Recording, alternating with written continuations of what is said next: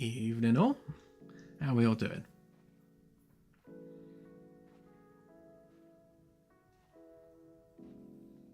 Well, I'm being lit brightly by a luminous screen. Hang on. Yeah, it's a bit better. Hi Claire, how are you?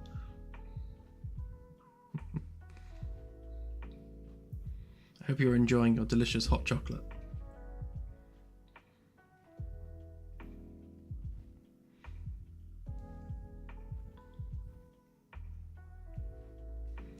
Barely hear me. Hang on.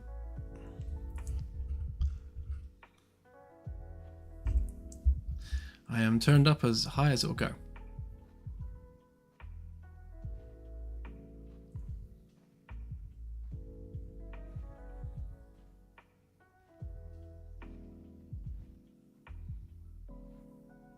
Yeah, you're right, Firstus. I've only had about 5 hours sleep.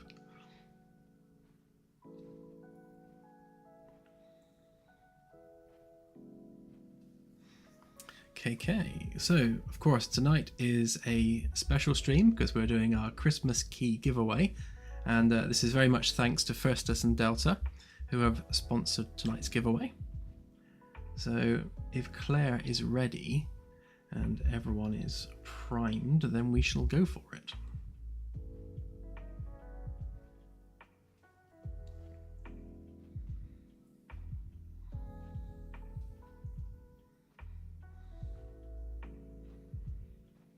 Okay, Claire guesses so. That's a sign of confidence.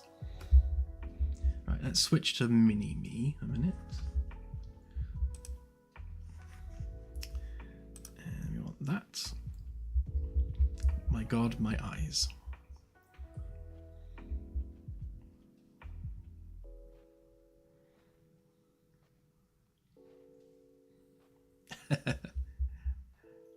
Now that's a very, very special giveaway.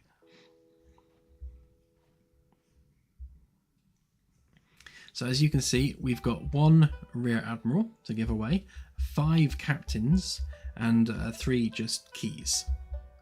So this is a huge giveaway tonight. And again, a huge thank you to Delta and Firstus for sponsoring this one again.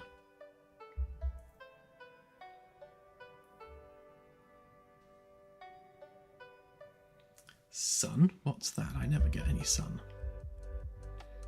I just exist in my dev cave, that's it. There is no sun here.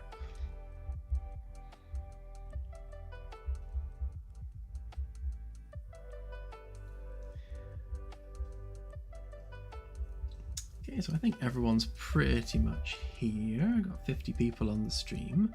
So why don't we go ahead and start doing the numbers? I'm going to do them in the order that they're here. So we'll start with the big one and then work our way down.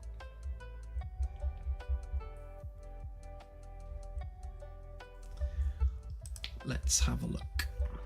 So just a quick disclaimer. So if you already have that rank or above, then we will pick another number to keep it fair. Right then, so our first number, and this is for the Rear Admiral, which of course includes the Admiral's yacht. And our winner is 9040. So who is that?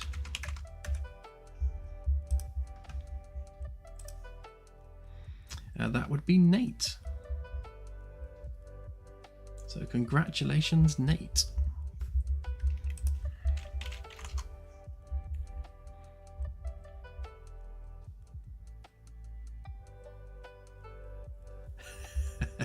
No doubt, I've got enough to do as it is.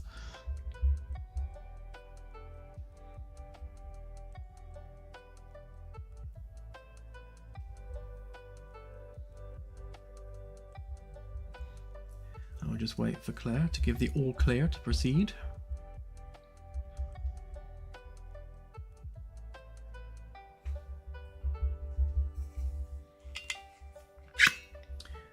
These are the tier ranks that we had on Kickstarter.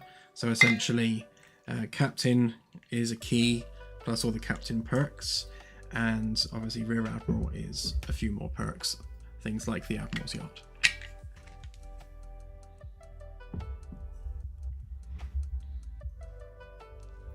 That's alright, Claire, take your time. Or just chill while you're doing your thing.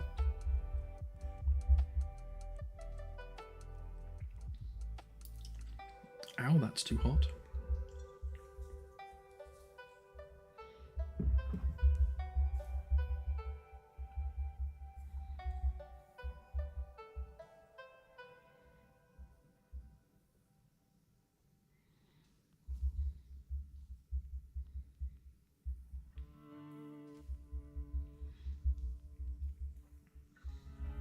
I can't see Claire from here, but I can imagine that she's currently frantically alt-tabbing between screens, trying to work out who the right person is.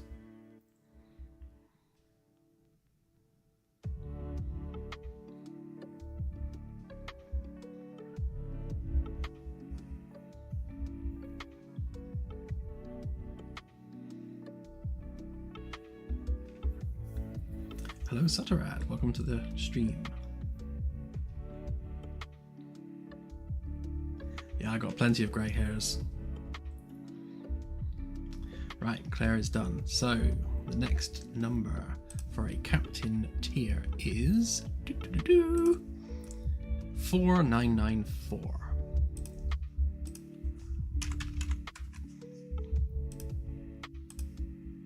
And that's Gabe. Congratulations, Gabe.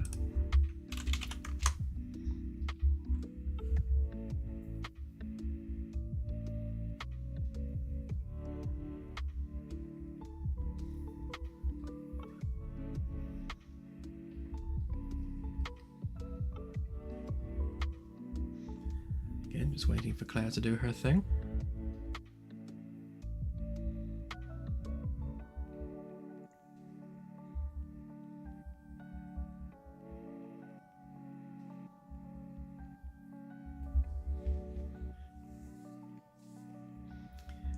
No, Frank, that would make it way more confusing.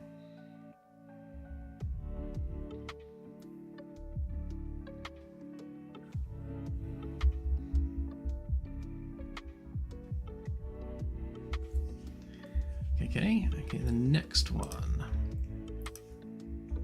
8622. Where am I? There. And Kier, K-Y-R. I'm assuming that's pronounced Kier. Congratulations.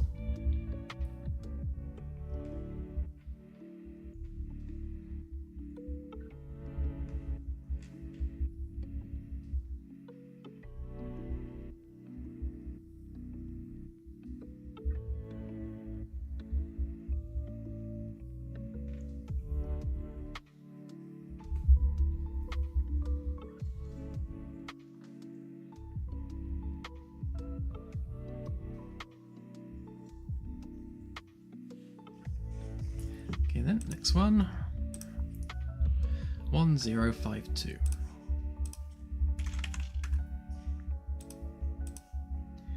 And that would be 0.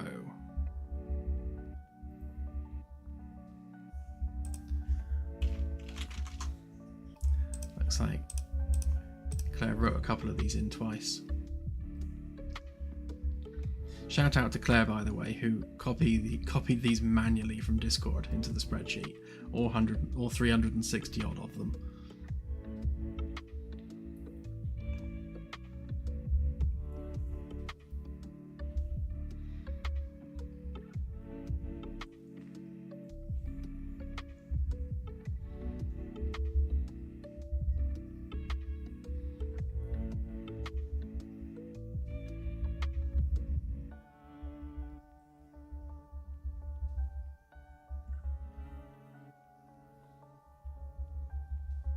She is.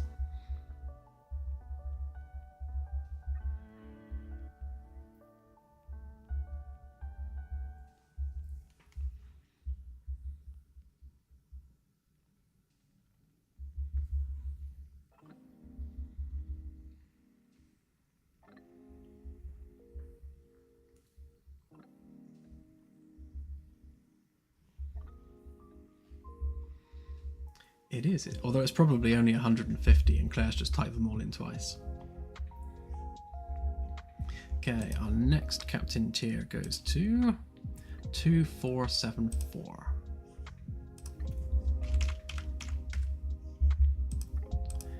And that is Antonius. Congratulations, Antonius.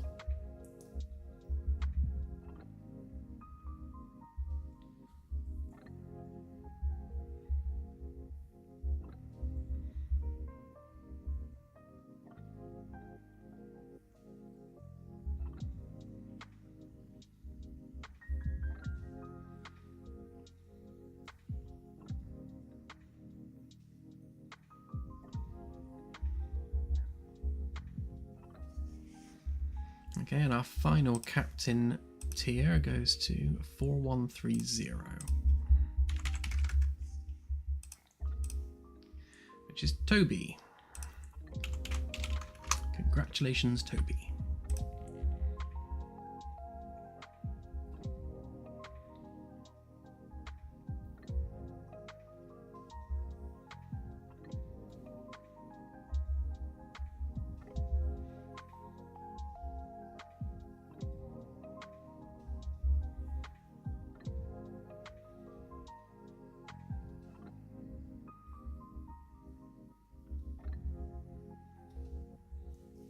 Right then, on to the keys. So the first key goes to 6238.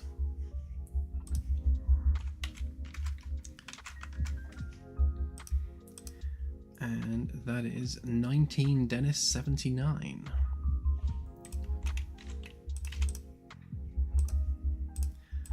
Well done to you.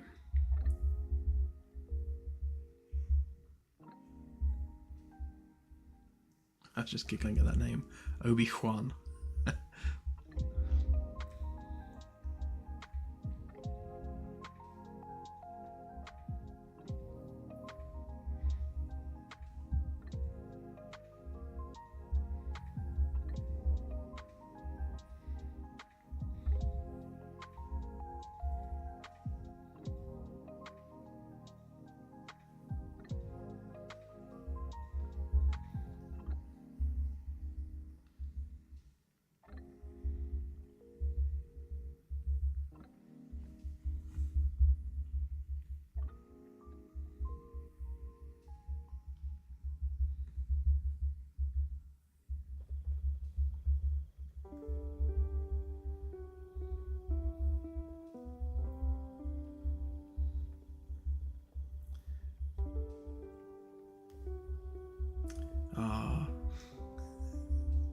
Typo. See, that's what happens when you type them manually. So he was born in 1879, not 1979. Although I do know someone that was born in 1979. Okay, our next key. 3966.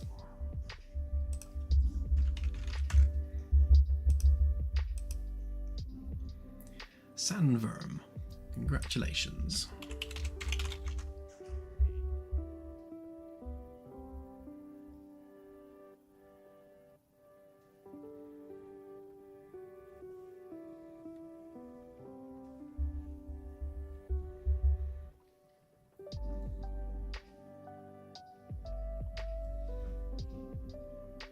Oh, Rakash, so close. Rakash is one of our forum regulars, or Discord regulars rather.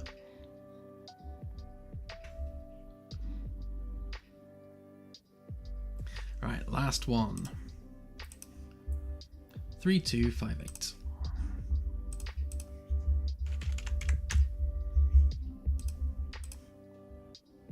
Saturn. Give a key to a planet. Well done, Saturn.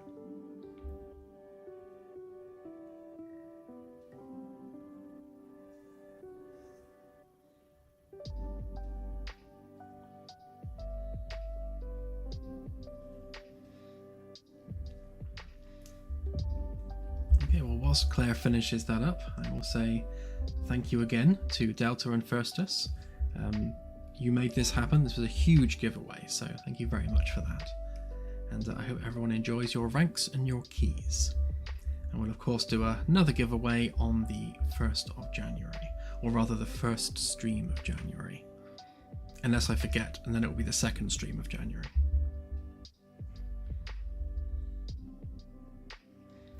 Right then, let's get rid of that.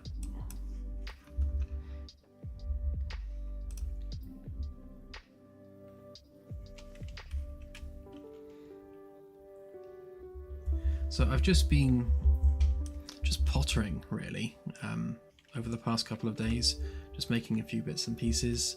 I made this end piece here,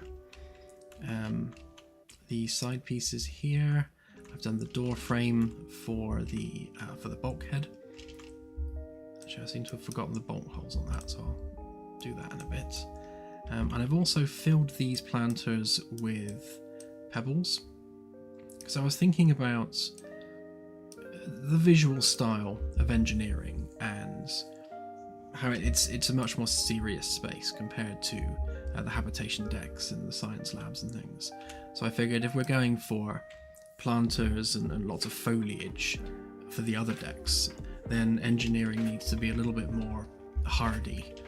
So I thought if I fill these with stones, which is tessellated, so they're all 3D, then we can maybe have some rock formations. I need to do something about this tiling. I'll see if I can mix that up a bit or just put some rocks on it. But yeah, so we'll have a non-foliage based display here, like a little rock garden of sorts. So that should look quite nice when it's done. There will be fish. There will be fish on the ship, just not here. Oh, happy birthday, Lonely Reaper. Well, happy birthday for tomorrow.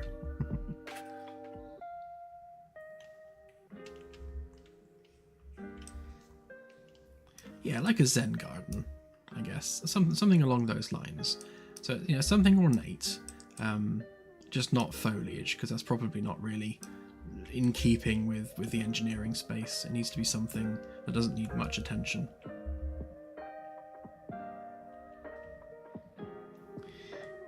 Yes, Anasi, life very, very soon, within the next couple of weeks.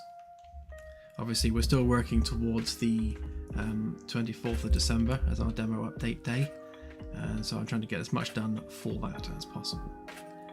So we will continue just cleaning up this environment tonight, I think, get some more wall panels done, and yeah, I'll just keep ploughing away at it, get as much done as I can ahead of the 24th. I don't think we've got anything which is majorly broken, as in nothing that's so broken that we can't put the demo update out. So I think I can't foresee any delays, so really it's just a case of getting as much done as possible and making it as polished as possible.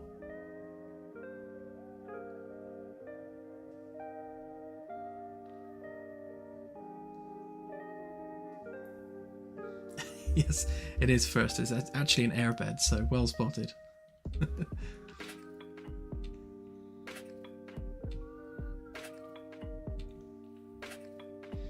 Now that's an interesting one actually, Delta, because I've tested it with a T-Flight HOTAS and just well, this random cheap Xbox controller. I don't even know. It says MIMD on it, just some unbranded thing, and it was working fine. So yeah, we need to work out what's doing that. I mean, I literally deleted the entire UE5 INI file for all the old controller mappings, so there are no legacy mappings at all. In fact, if I go into the settings, I'm going to input.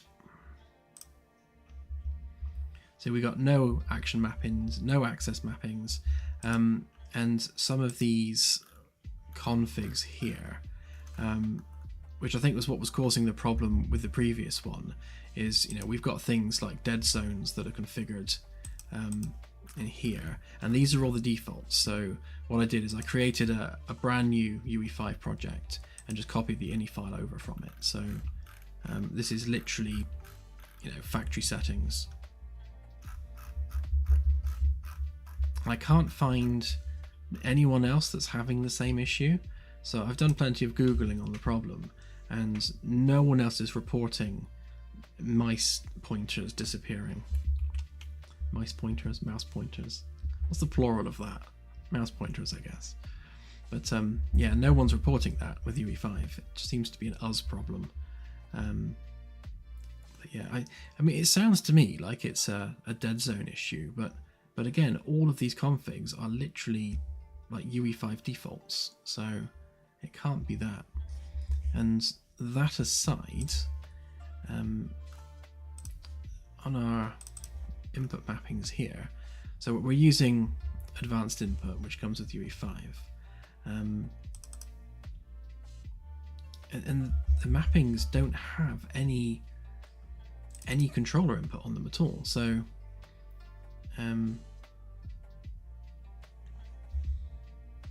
well, that's just the mapping itself. So hang on, where are we?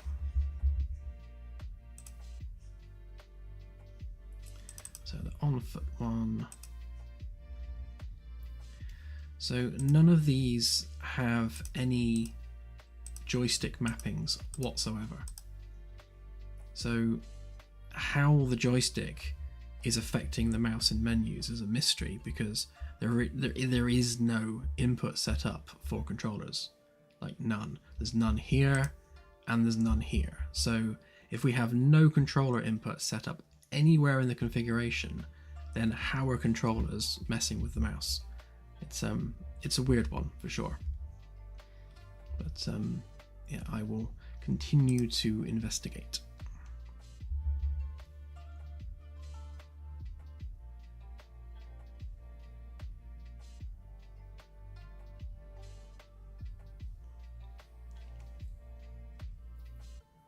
Yeah, a touch screen monitor, that's an interesting one. I don't have any I can test with on that. That's very much an edge case, I would have thought. Although I also would have thought that a touch screen would simply move the pointer to wherever you touch, and then just fire a mouse click.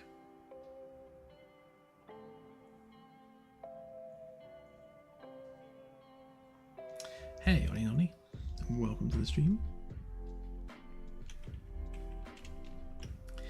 Right then, let's do some more paneling. I was about to do this edge piece, so I need to do a short one for there and a long one for over there.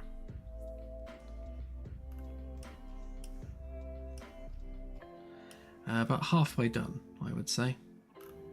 So we've got 1, 2, 3, 4, 5, 6, 7, 8, 9, 10, 11, 12, 13, 14, 15. So oh no, and 16 there. I'd say about 16 panel meshes to complete everything that's needed for engineering.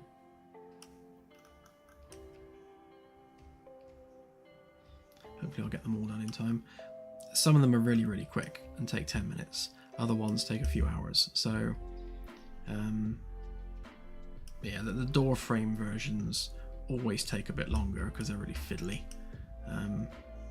Straight curves shouldn't be a problem. Should be reasonably quick.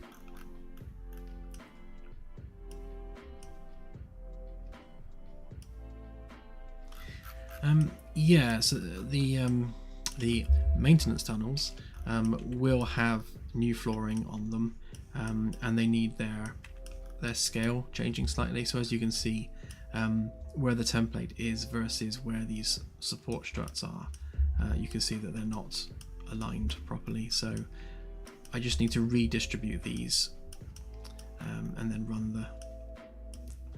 the handrail around them. Shouldn't be too bad, because again, all of this is copy paste, so I'm only actually making one version and then copying it all the way around. And the same with the straight bit, although I think they're alright as they are. I don't know how much of this bit I'm going to get done. So this is where engineering interfaces with the ring, and obviously the idea is you can get up through the ring and into the engineering sections, kind of at the back where the engine access will be, and at the front where the RCS thrusters will be. Probably not going to get a lot of that done ahead of the demo, but now that we've got the bulk of the stuff that was broken is now fixed, so we'll probably go ahead and do a few demo updates in quick succession. So we'll put the main demo update out on the 24th, and then maybe do a couple more per month after that, just to bring everything up to where we want it to be. So if we don't get a chance to do this for the demo update on the 24th, then that doesn't mean we then have to dump it for months. And in fact, the only reason it's taken so long to release the demo update is because we had to get things like the sensors properly working again. Because what I didn't want to do is put a demo update out where something that was working had been broken, because that's just not a good look. Right then, let's sort you out.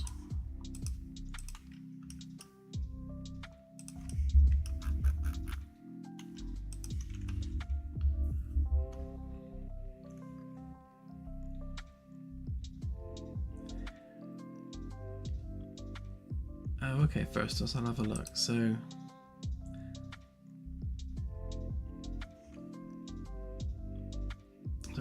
F deck first ring aft, access door, floor areas. Okay, well I'll have a look.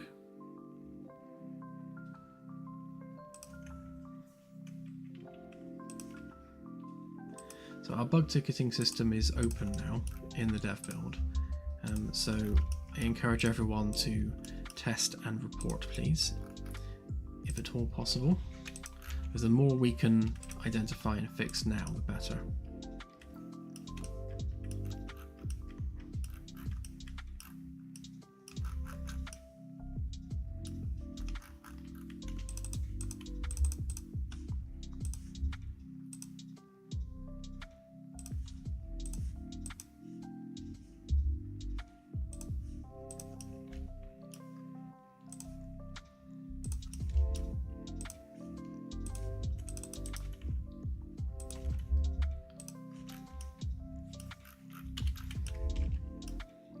Yeah, I certainly can't claim innocence when it comes to breaking stuff. I am quite guilty of breaking things quite often whilst making other things. But I do fix it again afterwards, and that's what matters.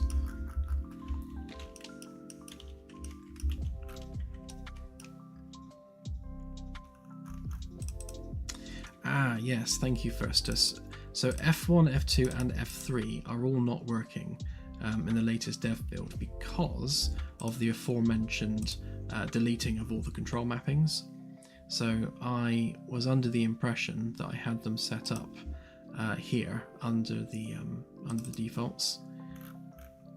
So what I need to do is I need to set up input actions for things like here where we've got open chat, and I thought we had a menu on there as well. Obviously not. But I need to make input actions for things like the ship customization and the bug reporting, and then we can assign keys to those input actions. There's a few loops that we need to jump through for that, but we'll get there.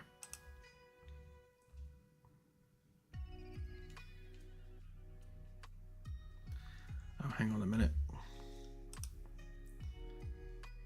So Claire says we have 2 captains and a key to redraw.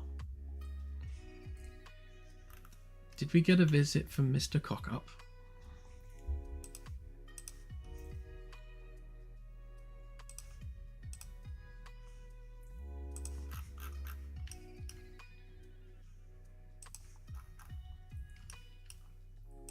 Yeah, I'll fix it for this build, so that should work again.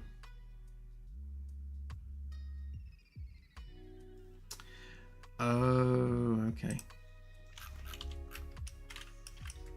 Well, why don't we go ahead and do that then?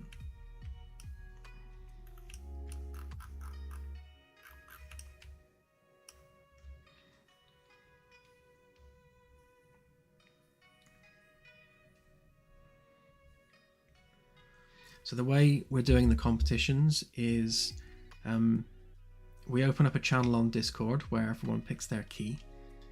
Although if you're already captain rank and above and you win captain, then obviously we'll draw another number because it's not fair on the people that don't have a rank yet. Right, so we need to draw. So Claire, please confirm, is that 2 captain keys and just a standard key? So I'm doing 3 numbers, correct?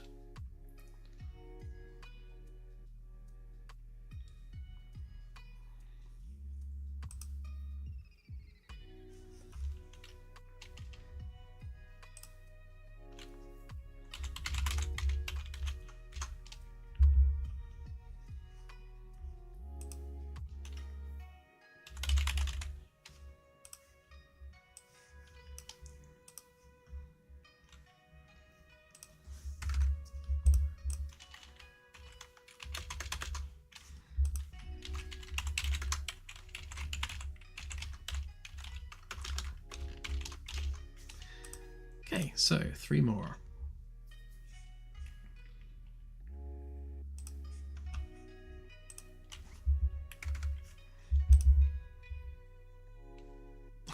Don't worry. It's all good.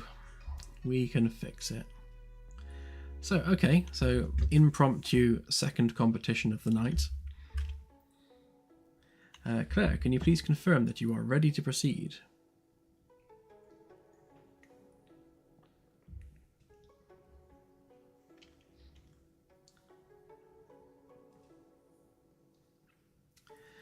Yes, on exactly that. All copy pastable, which is good.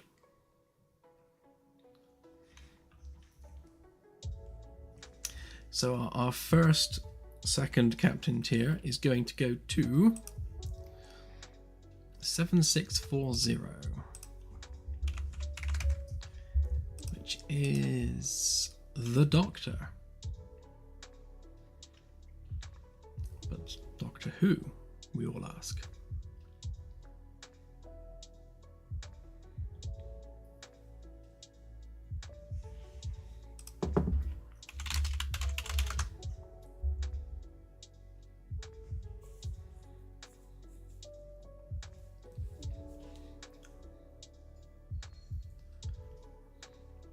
Yes, congrats to Doctor Who. And assuming that Claire does her job properly this time, I'm going to get beaten for that comment.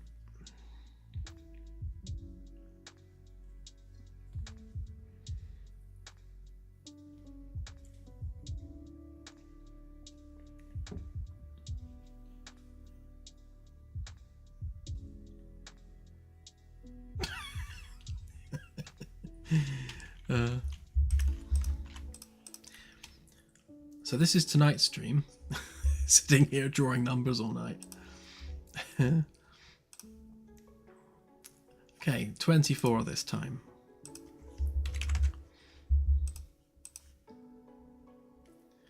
Kawasaki Dude 636. I'm not typing that, but congratulations maybe.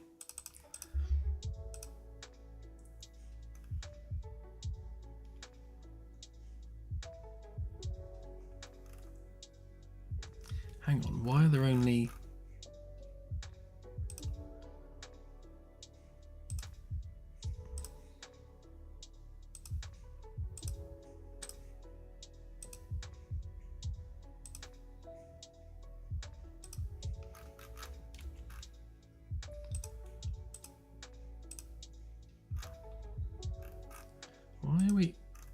I seeing those?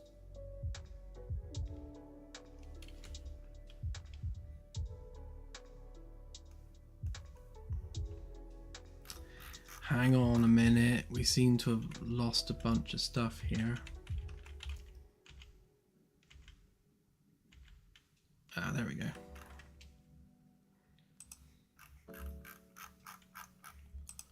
Don't know what happened there. Alright, trying again. 2647. Oh god. Pressing everything.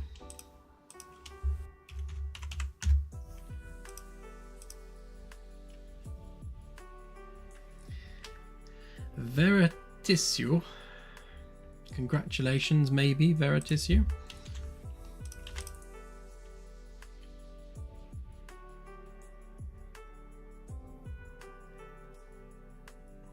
It's alright, it broke and then unbroke. All hail Control Z.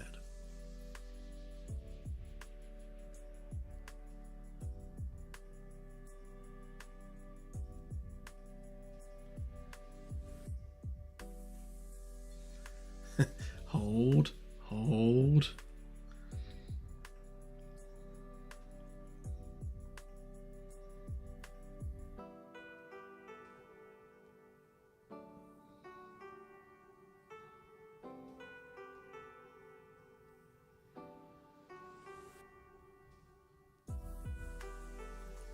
Oh, that one's a legit one. Okay, so legit congrats to Veritissue. Veritissue. Can't pronounce it, but congrats anyway. Okay. Here we go again. 4022. It's like a well-oiled machine. Uncle Tony.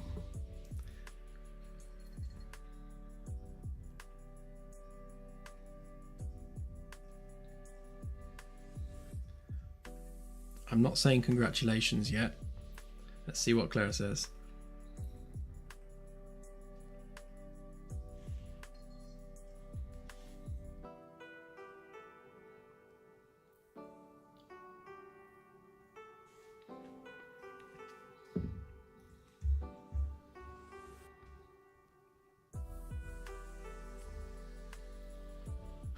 Okay, congrats Uncle Tony. That was in fact a legit win. Right then, so now just a key. 8996.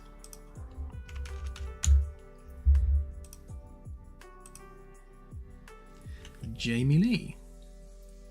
Congrats to Jamie Lee, assuming you don't already have a key. I'm a poet and I didn't know it.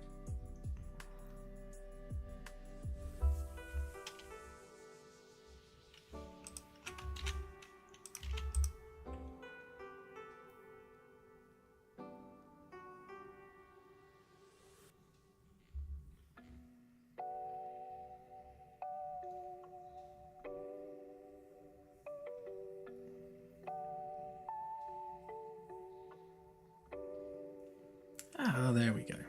Disaster averted. So well done for all the people that won yet again, and hopefully we won't be drawing any more this evening. And well done to Claire for sorting all that out.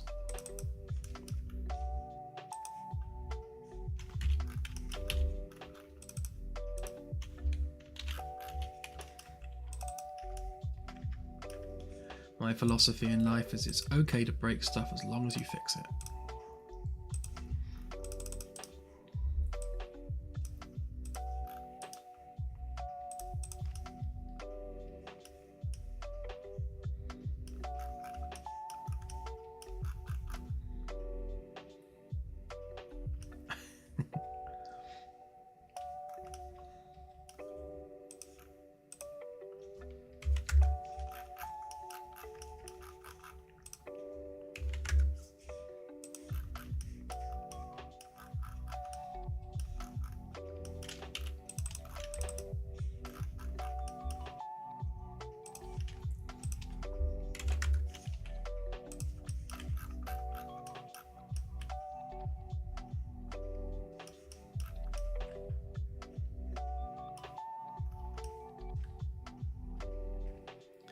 You're welcome, Firstus. It's always a pleasure.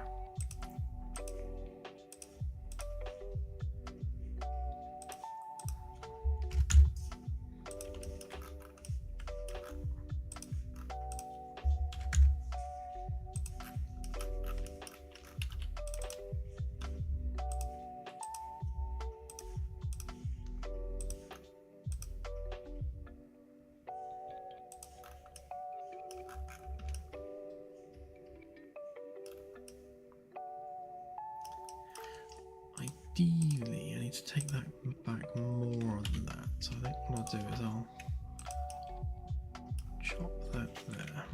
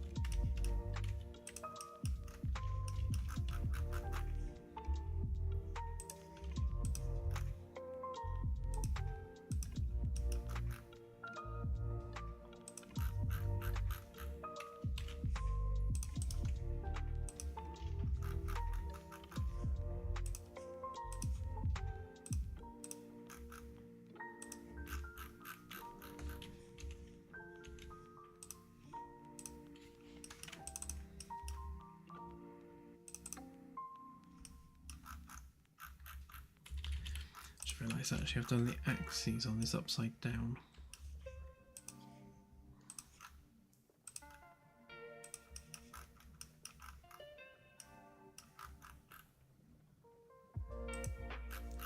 It's more like it.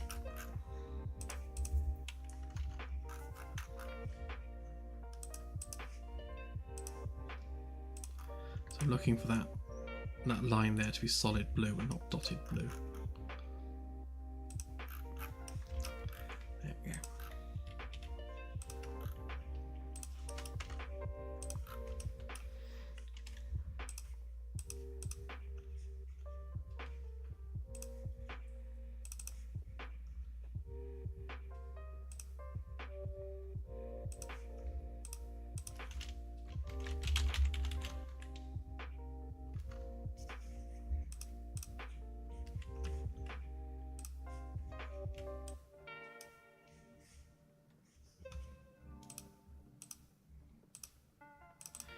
Too many tabs as always.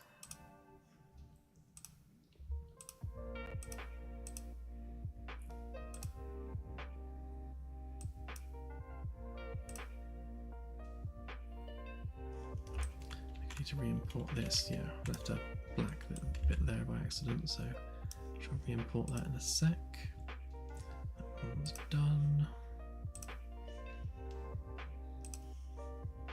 And that one is done.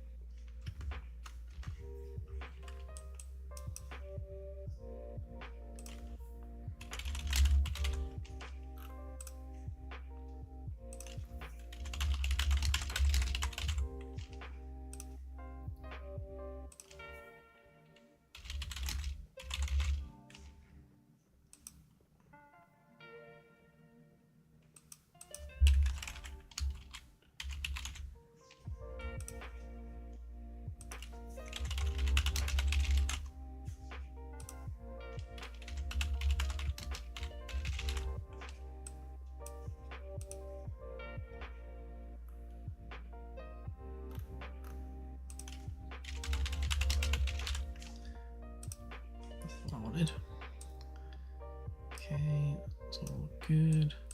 I'll cut the bolt holes later because they're time consuming and annoying.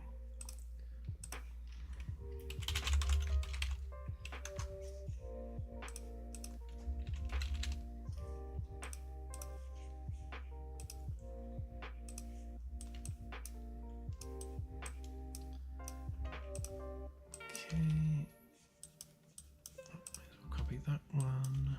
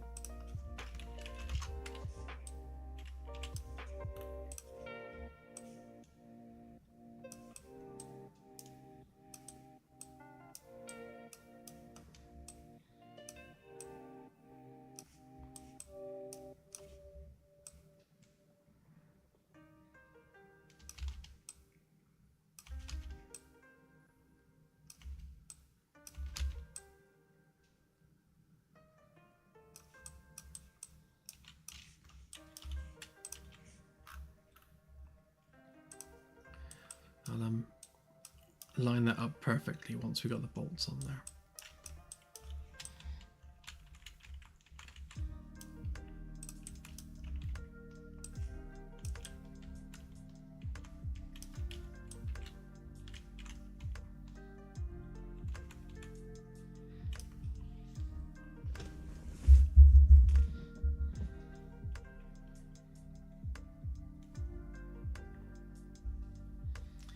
It's quite windy and rainy here tonight, CSI, so the dish might be suffering slightly.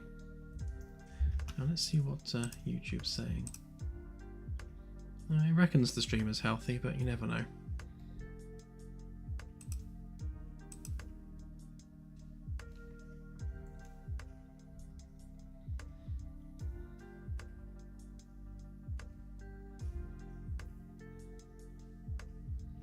Evening Dooley Pop, welcome to the stream, and great name.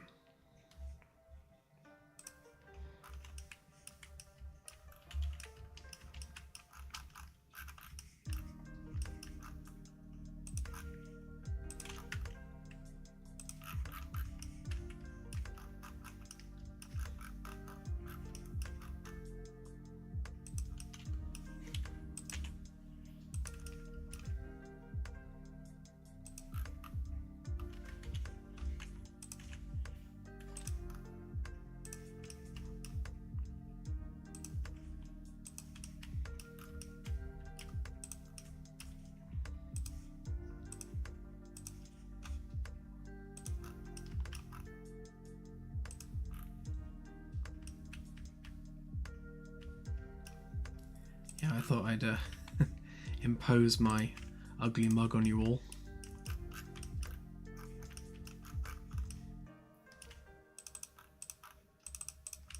Claire has to put up with it every day.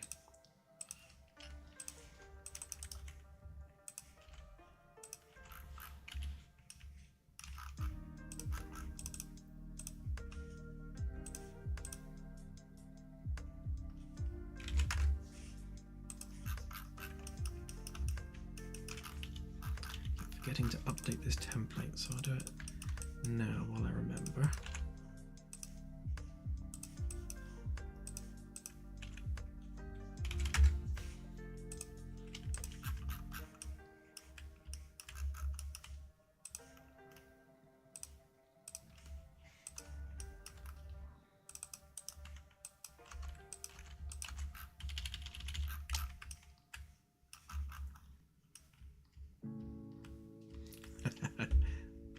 Now that's just me off stream, doodly.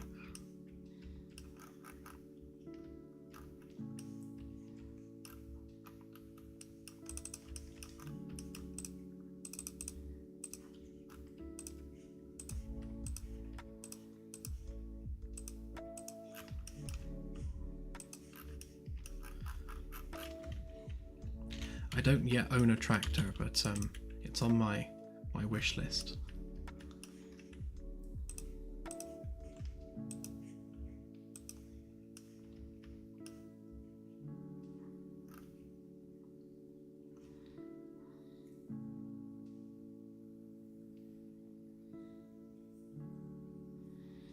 Oh, that's good to hear, SRL. Yeah, I'm going to make it easier to enter videos and get them streaming, because right now the controls are a little bit weird. I was talking to Claire about it a couple of days back, and I think what we're going to do is, rather than having the load URL button, I'll just put an invisible button over the actual URL address, so you can just click that and paste it in. It should be a lot more intuitive that way. And I also need to hook up the code for playing videos locally as well, but that's untested right now.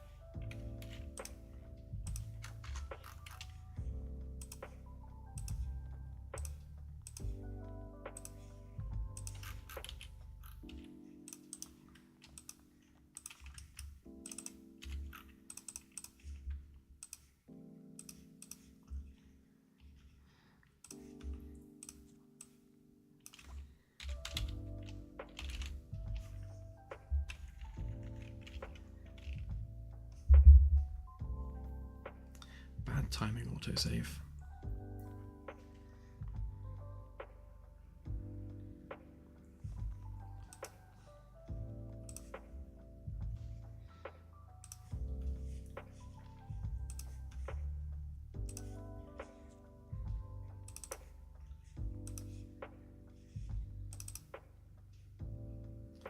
Hey Jim, all good, thanks.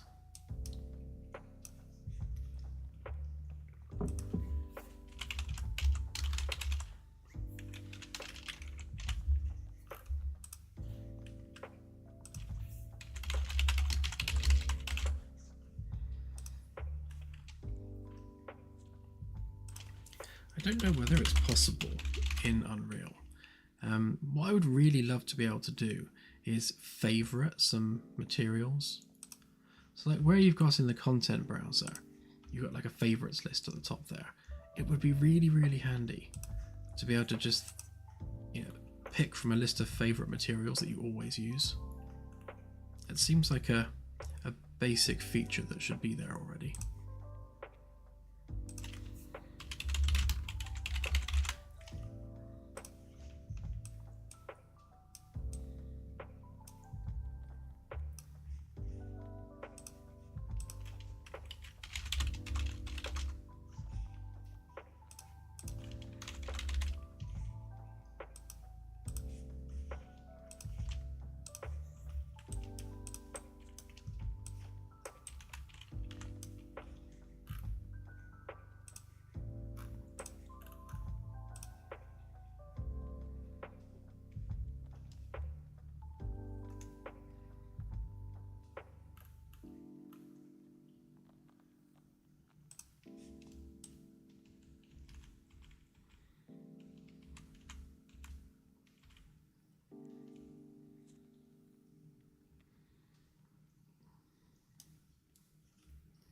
Thank you. Yeah, I think it's a little bit of insanity, a little bit of obsession.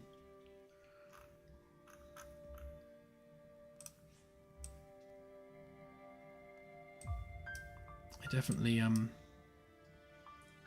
I definitely do go mad on the details, but that's how I like it.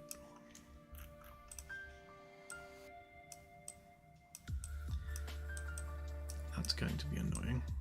I don't think that's quite gonna fit. Although maybe.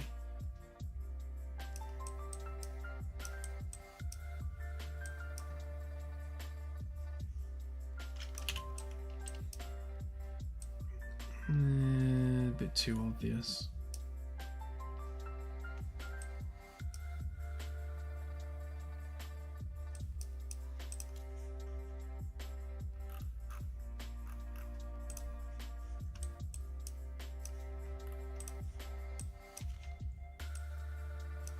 Move it around there instead.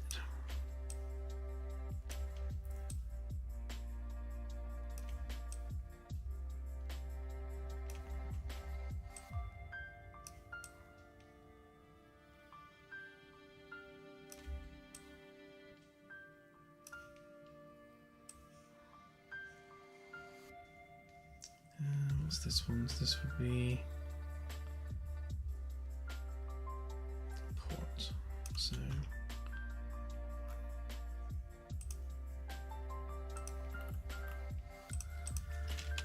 F deck, port, ring 1, panel 1 left.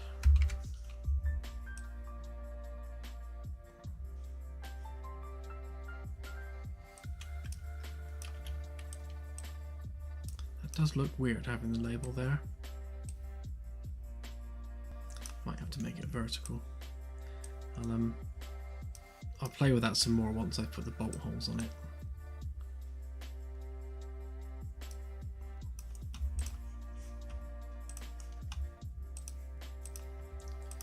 Sort those normals out while I remember.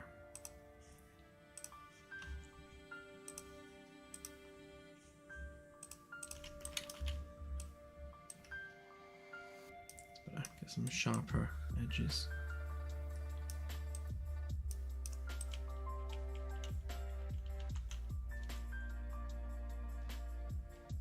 Yeah, I've just got a thing pop up actually saying YouTube is not receiving enough video. Here, have more video.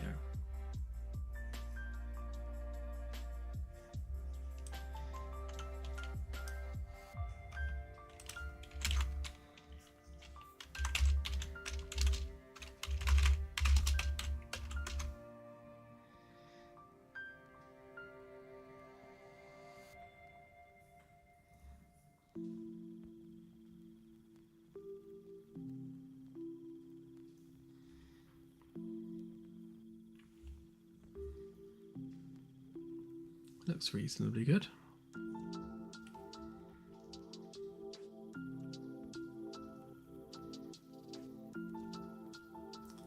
Oh, I cursed it.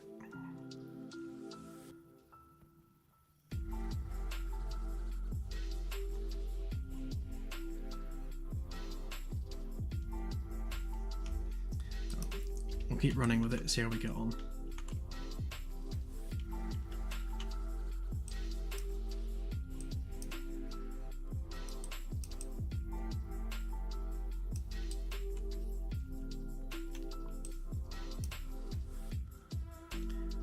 Yeah, it's pretty blustery tonight. Which does surprise me. I thought Starlink would generally fare better with the weather. What are we doing speed-wise? Let's do a quick test.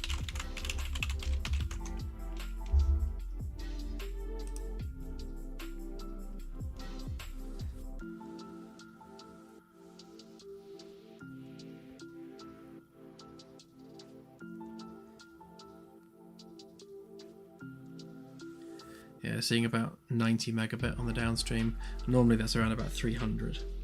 Although 90 should be more than enough for the stream.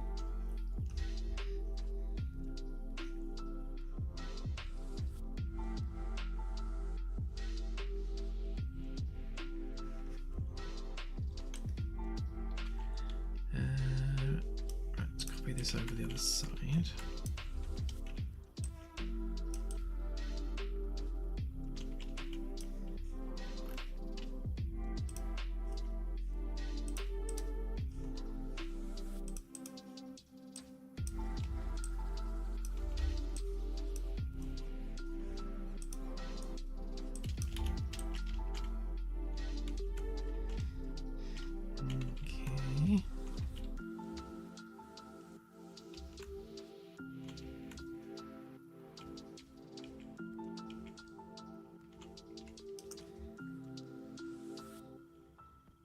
Yeah, it's not a bad shout.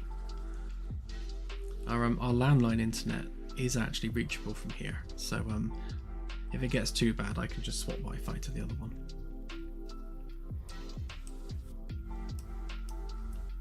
Right, you next, I reckon.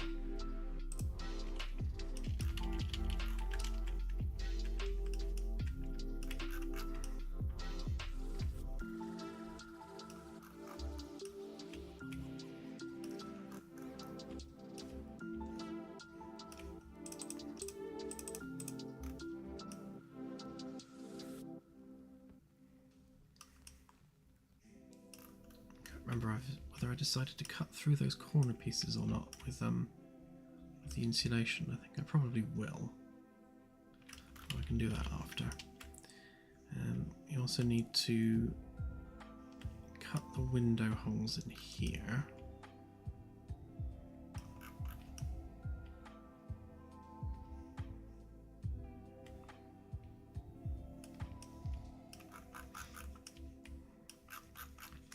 Let's do the wall panels first. While we're on a roll with those.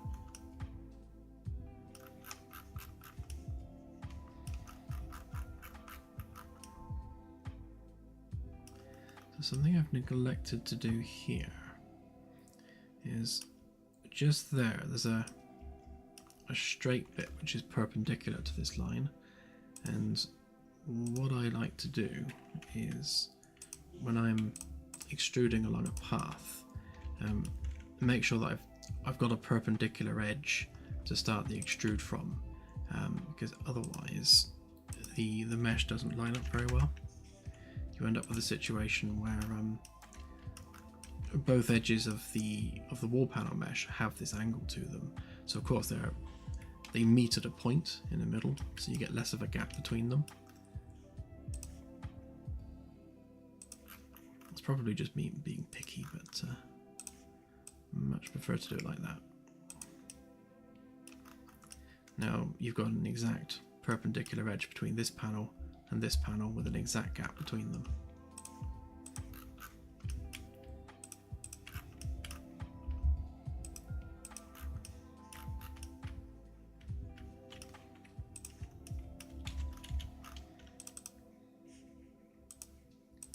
Once again, thanks to past me for making all these templates. It does make life a lot easier.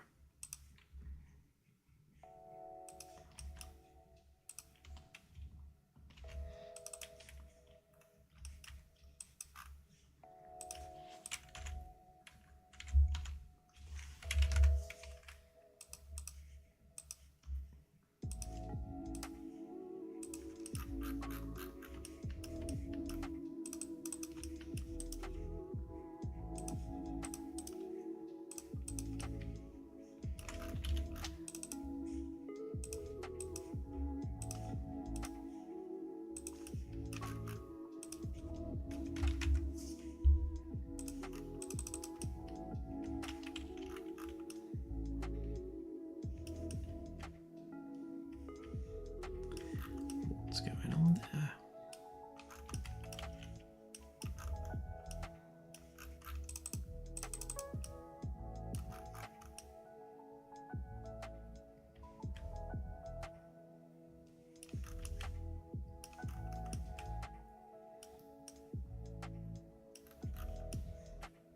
Well, funnily enough, this is an exact example of why I like to have that perpendicular edge, because otherwise it extrudes based on the wrong edge. I must have had the wrong one copied. Let's undo that a sec.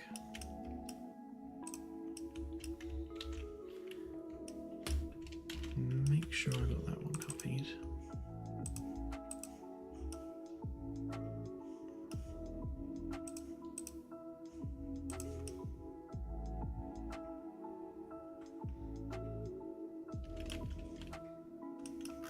That's definitely not what we want.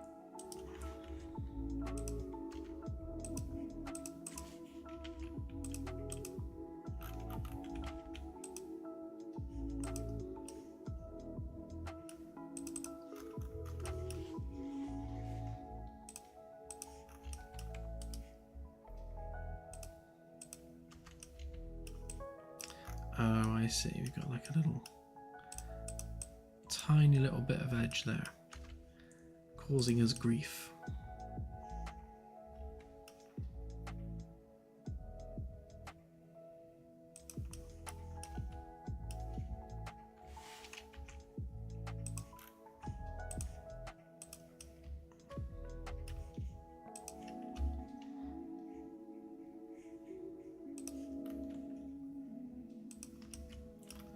Right, let's try that one again. That's better. Now they line up.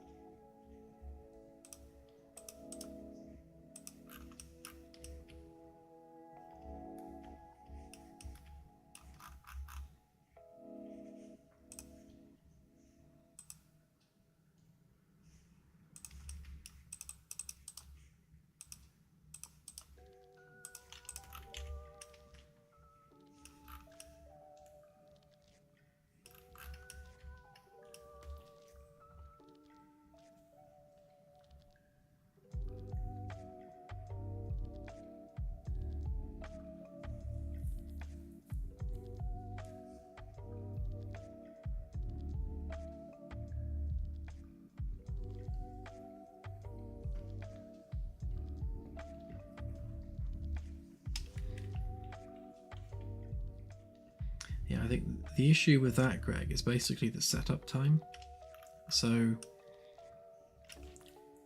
what we will have at some point, actually saying that, is, so where I've discussed before how we've converted the previous layout into a segmented layout. So obviously that's all part of one solid segment. There will be a hidden mesh here in this segment which represents that volume of air. Now those themselves will have the IDs that are on the wall panels, so there's no reason why the panels can't query that to find out where they are in the world. But I imagine we'll be doing this job once all the panels are done and dusted anyway, so it's probably a moot point.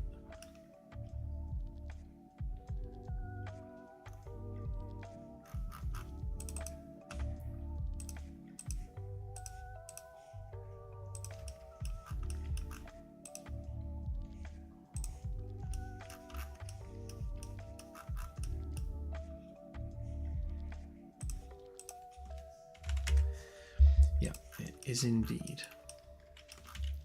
And it will be. Fortunately, again, because I've gone to the effort of making all the templates first, so we've got obviously the 2D template of each deck is already done, and that has all of the exact measurements for everything already mapped out. So when it comes to making, say, this segment here, all I need to do is take a copy of that,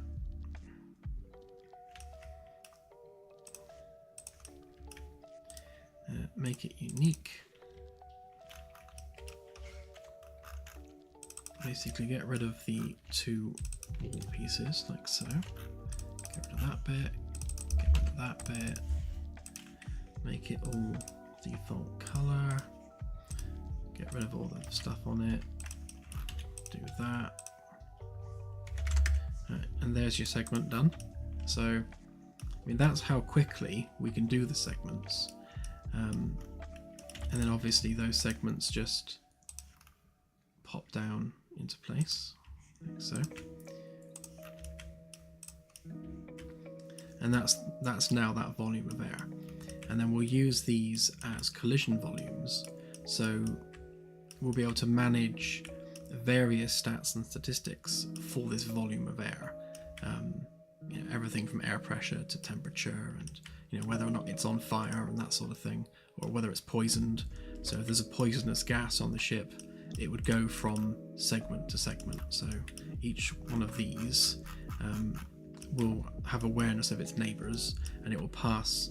So this one will pass its condition to this one and this one. And then this one will pass its condition to the 2 either side, and so on, all the way throughout the ship. So if there's a hull breach, say here, then that hull breach will spread from segment to segment as they all pass that message on to their neighbours.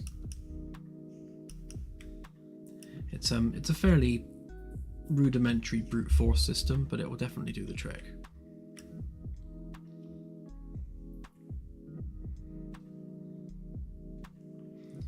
Yeah, so the reason that we need them to be the size that they are is because, well, I suppose mainly for things like fire spread and just to have the granularity of it. So if this entire ring, for example, was one segment, then this whole ring would be losing air pressure at the same speed, and the whole ring would be on fire all at once. So obviously we want that fire spread to go from cube to cube. And then different things will propagate at different speeds. So obviously fire will propagate quite slowly, whereas something like a loss of air pressure will propagate instantly all the way across. Well, near instantly. We'll probably have them update once per second, I would have thought. Because if you think about how many there'd be across the ship, I mean, just this deck alone, there's probably going to be 100. So there's going to be a lot of them all sort of ticking away. Although we'll probably do that as an event-driven thing as well. So whilst their parameters are stable, obviously there are no messages to transmit at that point. So the whole thing will be event driven. So when one changes its state, that will propagate down throughout the range.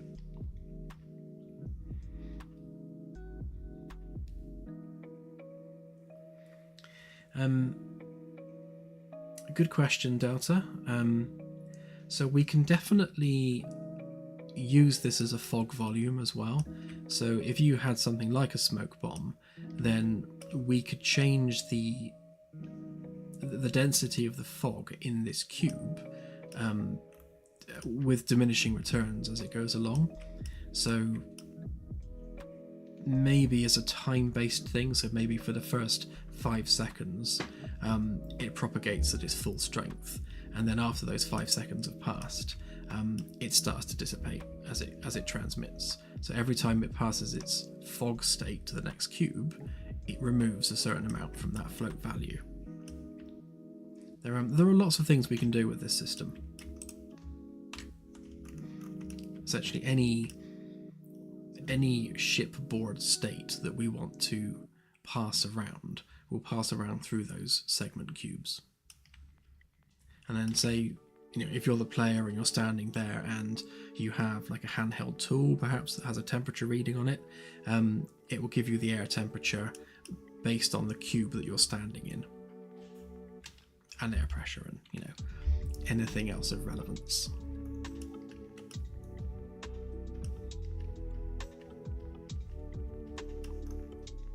We'll also use that, actually, while I'm talking about it, for NPC behavioral stuff.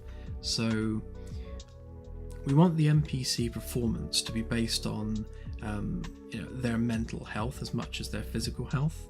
So if the environment that they're working in around the ship is dirty, destroyed, and just generally trashed, then that will bring down their mental health value, and they won't be operating at their optimal efficiency. So if say the temperature is really low, so this corridor is really, really cold, then as that NPC goes from cube to cube, the temperature of the air in those cubes will be bringing down those stats on their character. And obviously if it's like sub-zero temperatures, then it'll be doing physical damage too.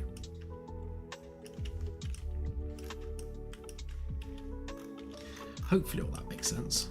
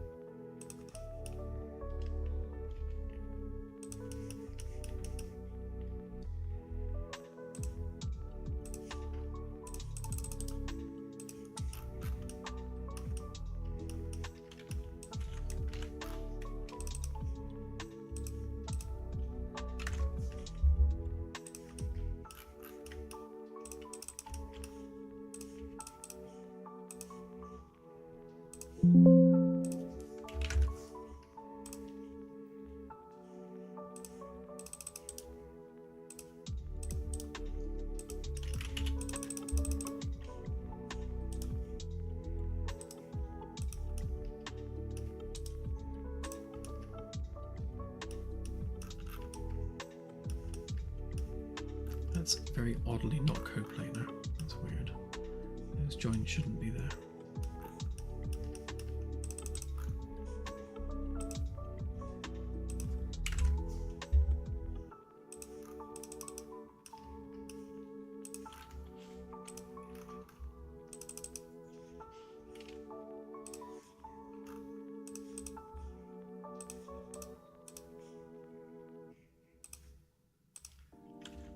Merge some of these edges a minute, because they are not doing us any favors.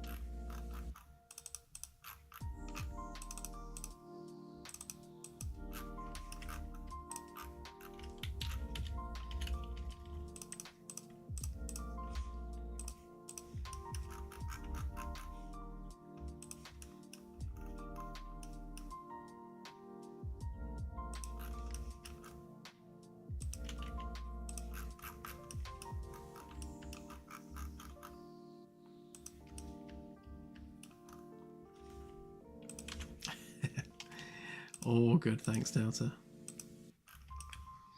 I don't do days off.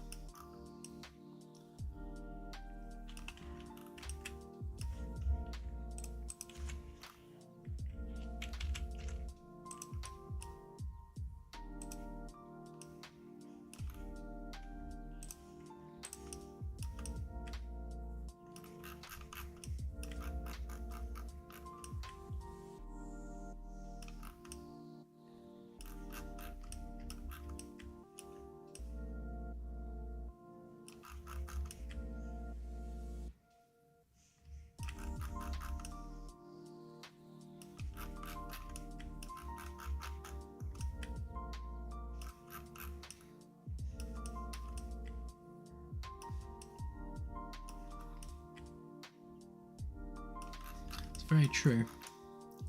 And you know, this was very much a hobby for me to begin with, so it still is, and that's gone wrong there somewhere.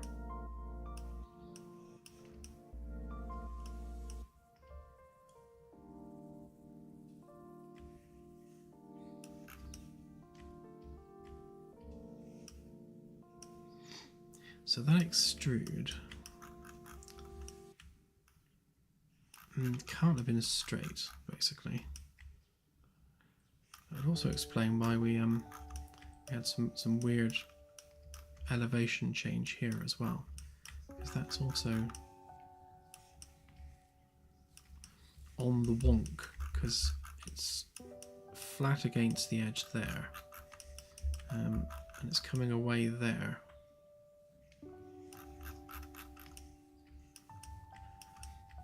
On the wonk is, of course, a technical term.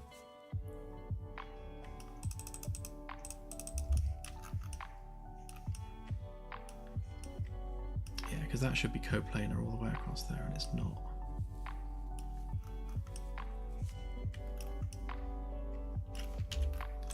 Right. I'm going to abandon ship on that one. Let's see what's going on with this. So that is straight. Got some weirdness there.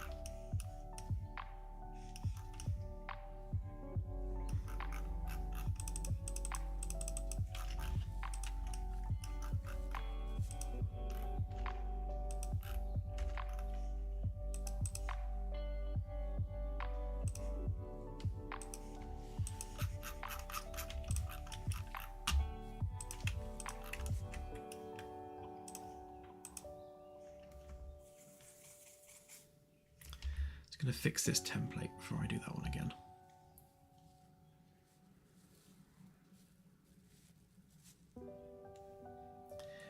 No, Greg. And yes, that bothers me as much as it bothers you, I'm sure. No, so these panels won't fit through the doors, which, from an architectural perspective, pains me, because I'd much rather that they did for construction purposes. In terms of gameplay, when you remove one, it'll collapse into a crate. So you'll just have a crate that you carry around that will have like wall panel written on it. But yeah, from a realism architectural standpoint, these need to be split panels. And the reason they're not split panels is purely for gameplay purposes. Because we don't want players to have to remove, you know, multiple layers of panel in order to get to the things behind that they need. And also from a performance perspective, you know, we're going to be pushing it on performance, managing, you know, health and damage on every single panel as it is. You know, if we start having multiple physical panels to fill up one particular wall segment, then, you know, say there was 3 there, which is, you know, realistically probably what it would be, then all of a sudden you've got 3 times the amount of code running. So it's all a bit of a balancing act, but yeah, if anyone, you know, stands there in game paying attention to it, you'll see that, you know, that's the size of the doors and that's the size of the panel, and there's no way that's going to fit through the door.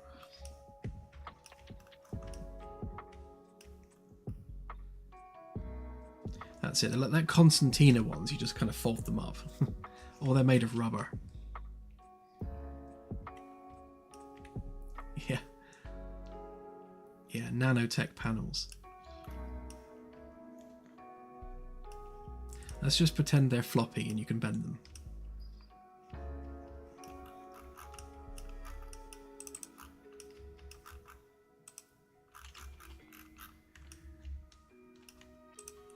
Right, so I think I can see what's happened here. I've got all these weird cuts and things in these lines. So let's remake that.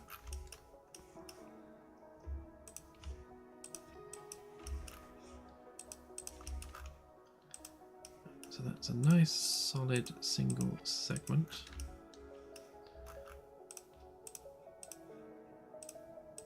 Nothing too weird. Oh no, I say that, there's something weird happening there, so let's fix that one.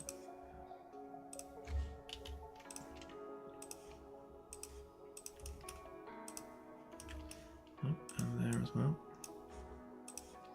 I must have been experimenting with something in the past where I've obviously drawn through that and it's split the line, and SketchUp won't remake them properly.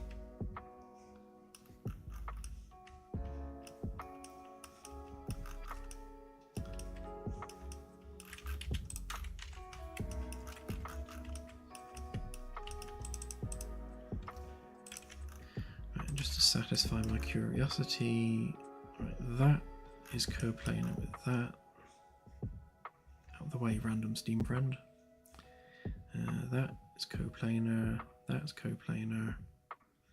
Right, so all of these have the same Z height.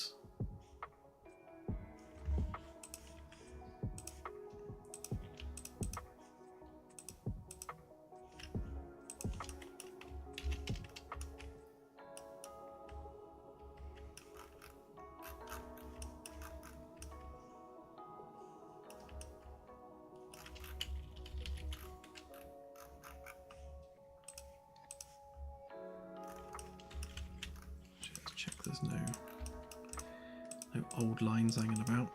No. Okay.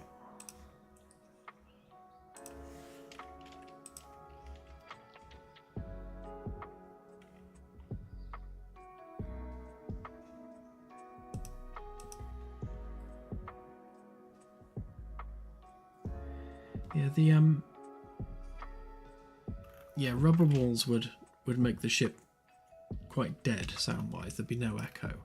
But all of these panels have rubber backing on them, so we're so a little bit of edge there. Gone.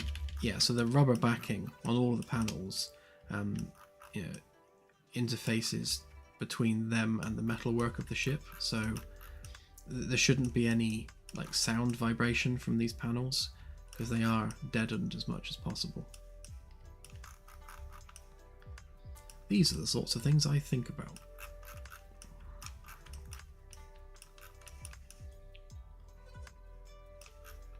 Lost my templates. Where did they go? Up there.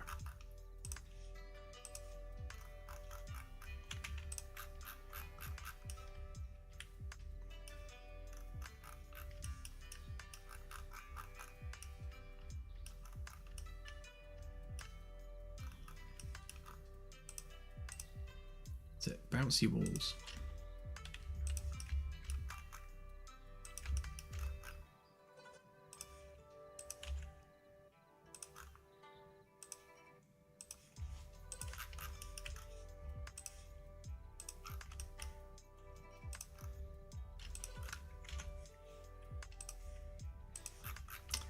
Just double checking that this is in fact like properly aligned all the way along there, which it does appear to be.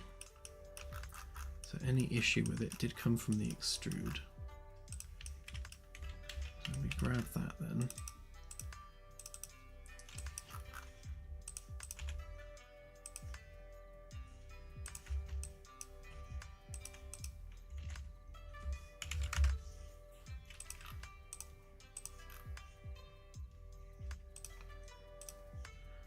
did we extrude properly this time?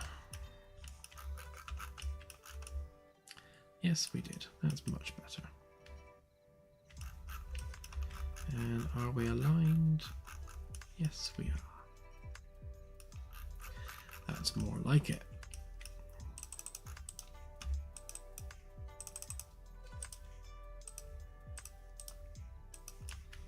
Right, and that's a proper coplanar edge across there now as well. There's no cuts or segments, which means all that's on the same plane.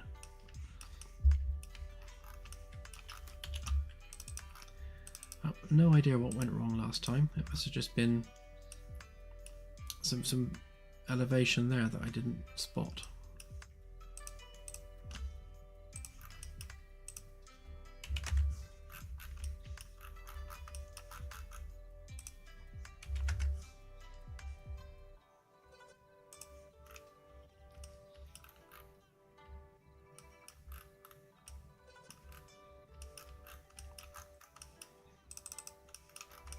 To be fair, there isn't really very much in terms of explodium. I suppose the most explosive thing on the ship would be the deuterium tanks being hydrogen. Although I'm not sure actually how deuterium behaves compared to just hydrogen. Because deuterium is heavy hydrogen, isn't it? So don't know, I'd have to research that. Like, how explosive is deuterium? I thought it was fairly inert.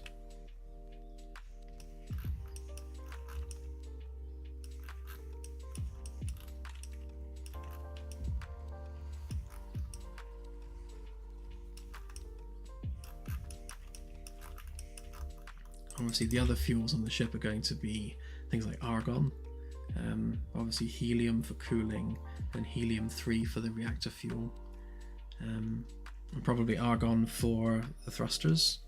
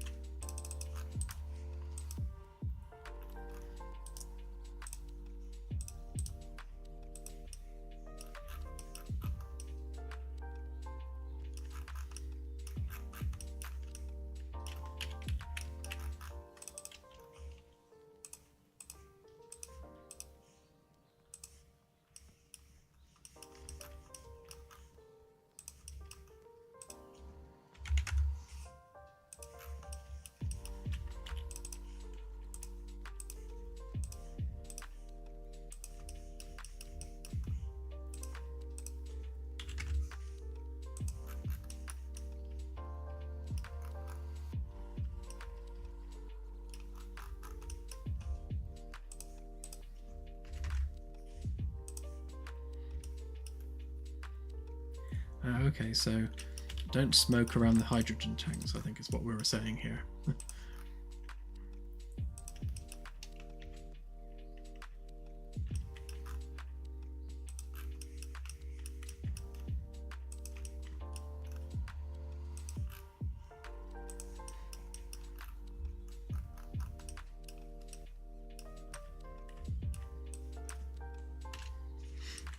Yeah, we're using a diversion of Vasmir engines. So yes, they are essentially plasma rockets, but we are sacrificing top speed for thrust. In the lore anyway. So lore-wise, we've found a way to make the plasma rockets a lot more efficient, give them a lot more thrust, but in doing so it does slow down nozzle velocity, so it gives the thrust the ship needs to be able to traverse local space, but yeah, at the sacrifice of top speed.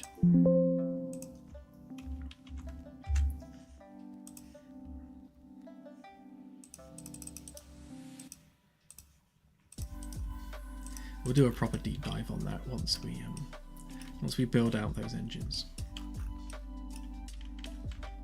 Just realised I didn't move that. Let's move that where it needs to be, and then we can round it off.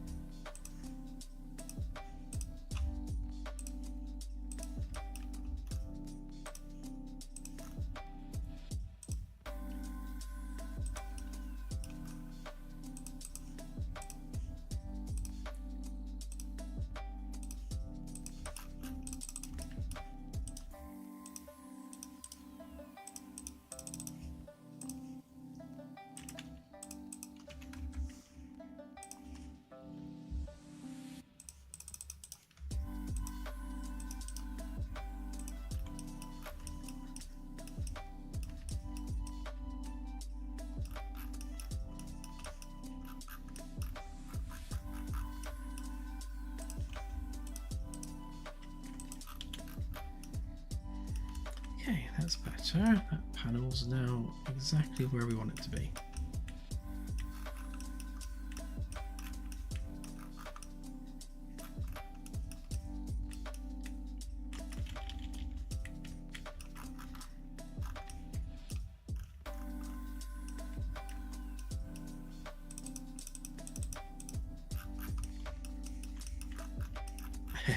Not yet, CSI. But they are going to be something we need to do relatively soon.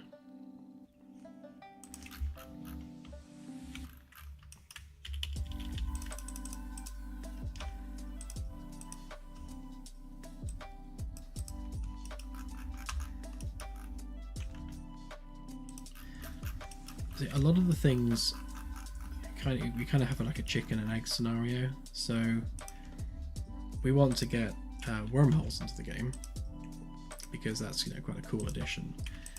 But obviously the ship needs to be able to physically interact with the wormholes. So for that we need sublight flight. And to include proper sublight flight we need the engines working. And at that point it would be good to have HOTAS control as well. So we'll probably do HOTAS support, sublight engines, wormholes, probably planetary collisions as well, all together in the same patch because they all kind of relate to one another.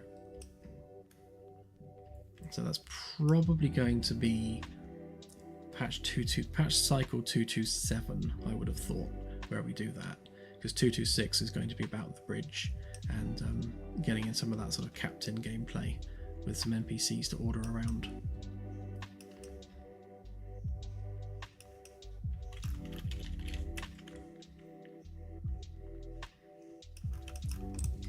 That's good enough.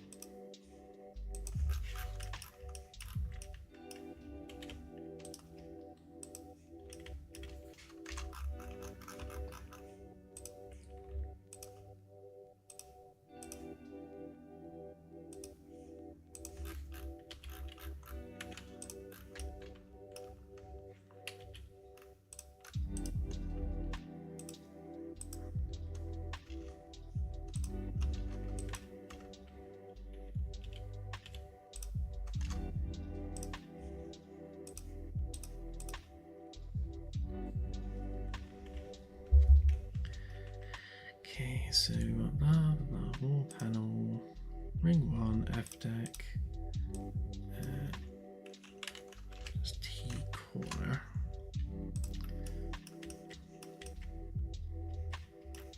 Okay, that should be that done.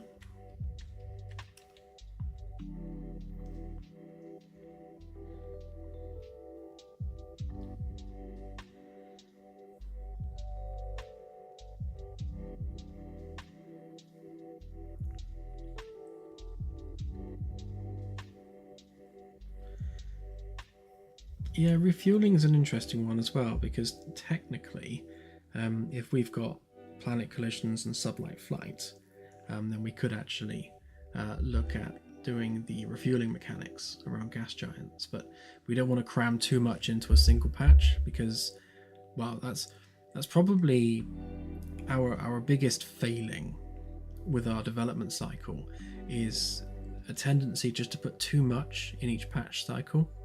So like this particular patch cycle being the prime example of that, where we ripped the ship apart and the galaxy at the same time. That was 2 major overhauls in one patch cycle, which is why it's dragged it out 6 months. So moving forward from this patch cycle, we really want to keep those patches sort of small and refined, and sort of hyper focused on just 1 or 2 main features, a few bug fixes, and maybe some ancillary things. Get that done, get it polished, get it live, and then iterate quickly through patch cycles rather than releasing these mega patches that take forever.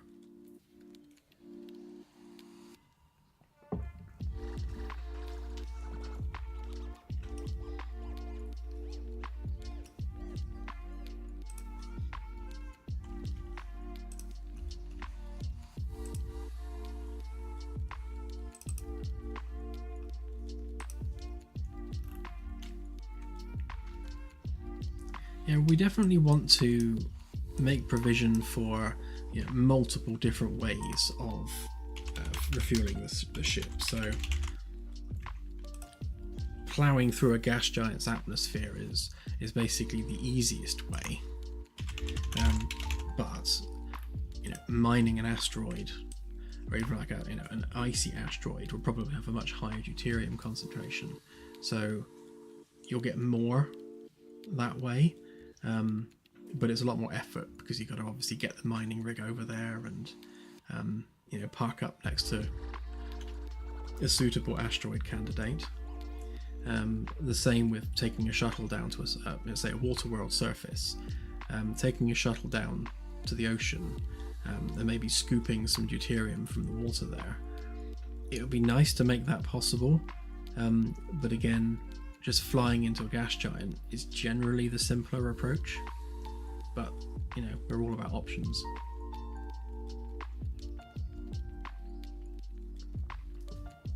I suppose having multiple ways of getting the resources you need also serves if say that the main ship is crippled and cannot move, say the engines are broken and you need fuel, you can then send a shuttle off to get fuel from elsewhere and bring it back to the ship so that it can be fixed and set back on its way.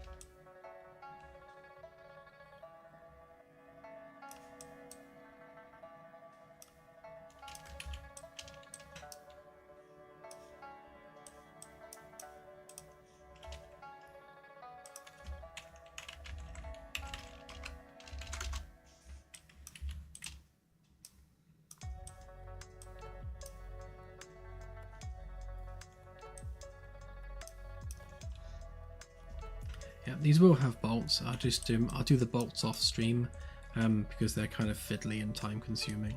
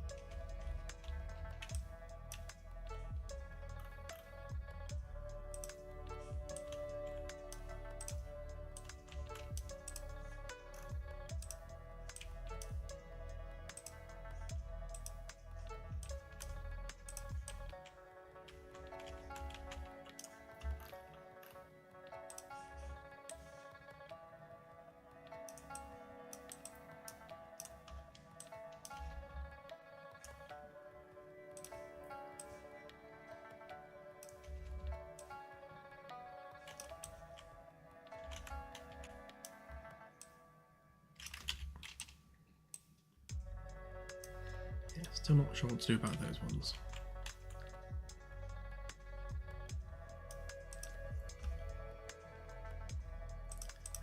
This one's forward, isn't it? You forward? Yeah, forward.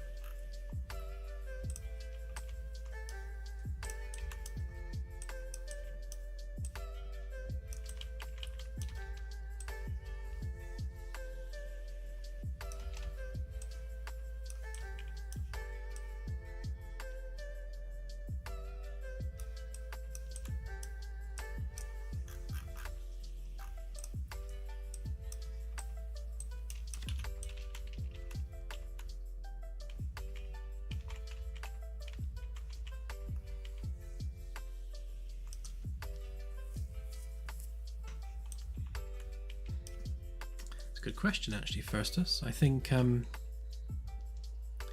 a black hole was probably a nice place to put some kind of hard to come by but more than averagely useful material.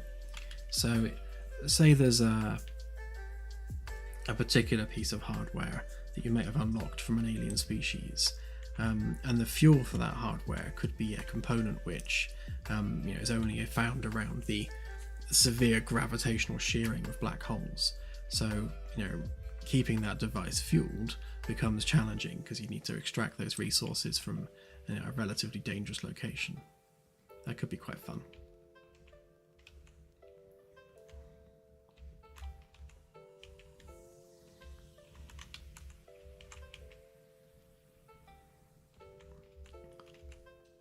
Yeah, exactly.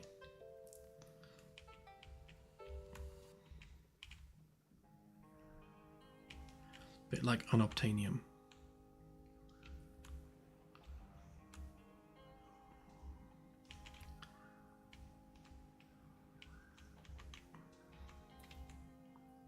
Black holium.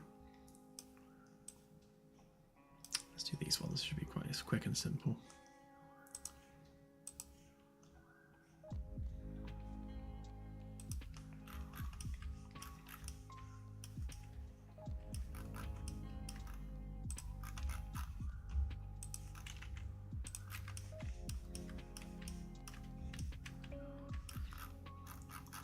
Thank you.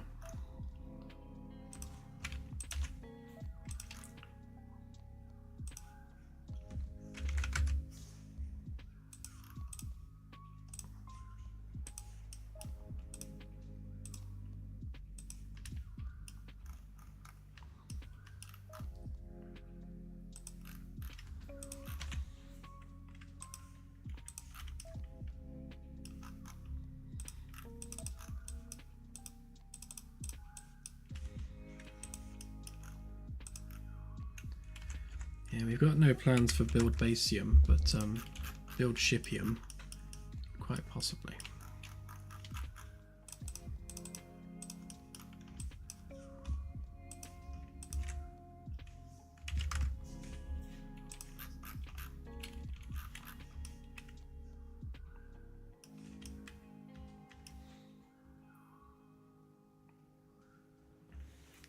Yeah, I'm in and settled in the dev shed.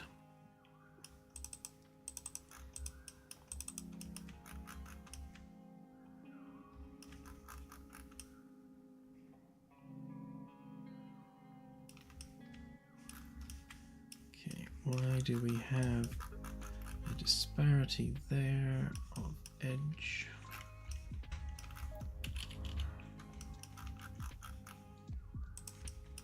So it should be 0.5. No, it's not. So that means this one is wrong. Needs to be redone.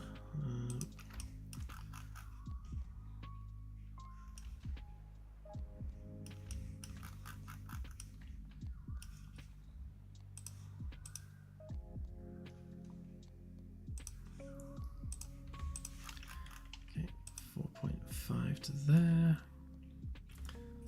Autosave.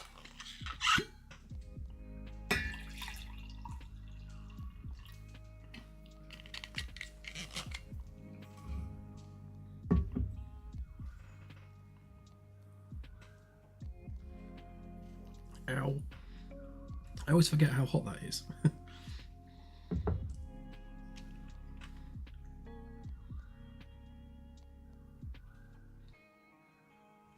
It's actually not too bad, actually, thanks, temperature-wise. It tends to fluctuate, so sometimes, like if it's like super cold outside, I know I need to have the heater running in here just to keep it, you know, around about 22 degrees or so. Centigrade, because I'm in the UK. But sometimes, like the past few days, I've not had the heater on at all, and it's just kind of been maintaining 22 degrees C just from the computer running. So yeah, it tends to fluctuate, but it's super insulated. There's like 3 layers of insulation, which is mostly for soundproofing.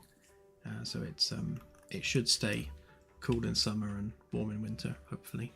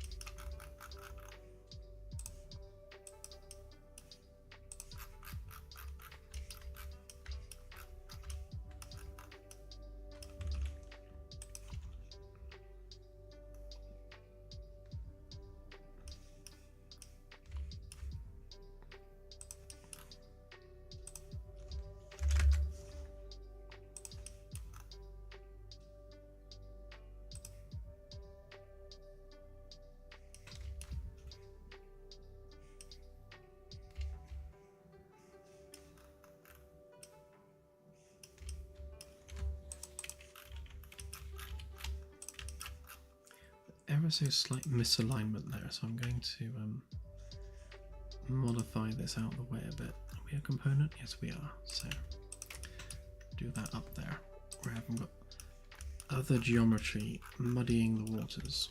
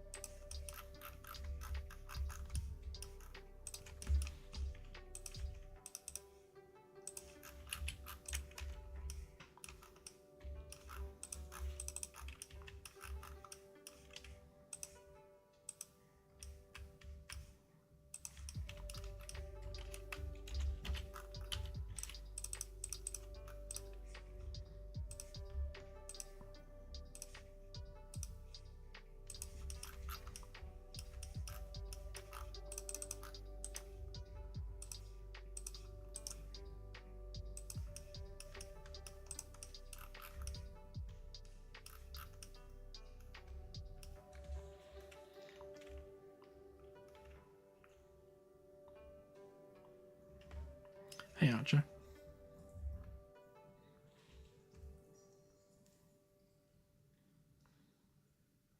Ah, well, better luck next time.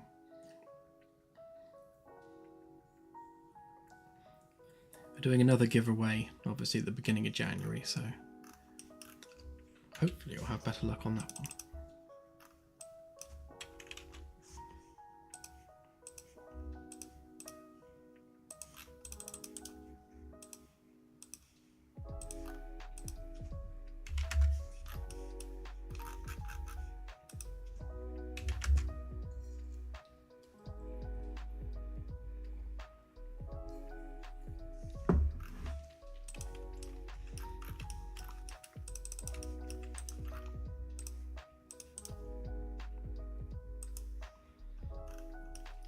Today we are doing a bit more paneling work around engineering.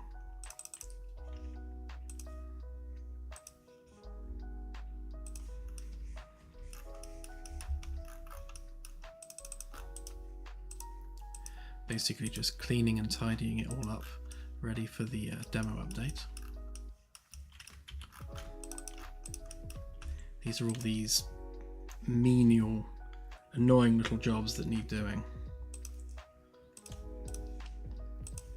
It's highly repetitive, but also completely necessary.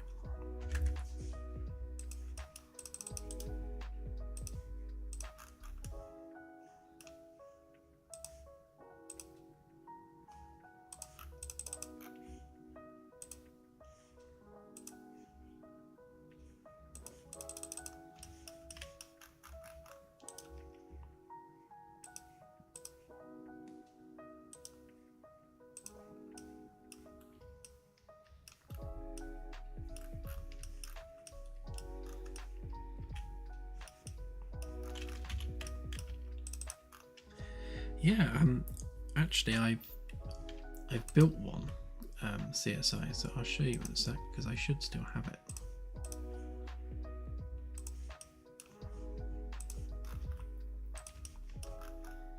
We definitely want like non-typical creatures inhabiting the galaxy.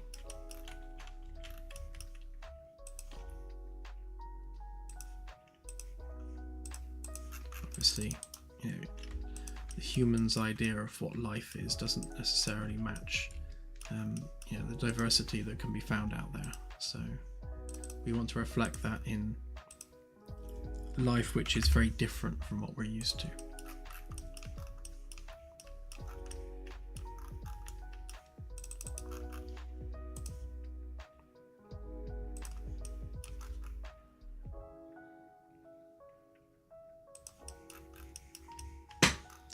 I'd say the biggest job is probably the atmospheric chemicals and ocean chemicals on planetary surfaces, along with things like air pressure at sea level and generally the stats that you would need to calculate in order to determine whether something was truly an Earth-like world, because the boundary for what is human tolerable is actually quite narrow. So, you know, we want to make sure that when we call something, or rather when we class something as an Earth analog, it truly is, you know, a comfortable human environment, right down to, you know, oxygen saturation at a given pressure,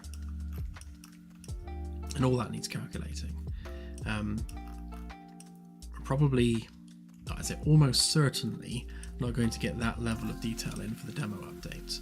So that's going to be one of those patch in a couple of weeks later jobs. But yeah, that's probably the biggest thing that needs doing. The second biggest thing is adding life to the galaxy in terms of spacefaring cultures. But because those are being added separately from the surface calculations, they shouldn't be too time consuming to add.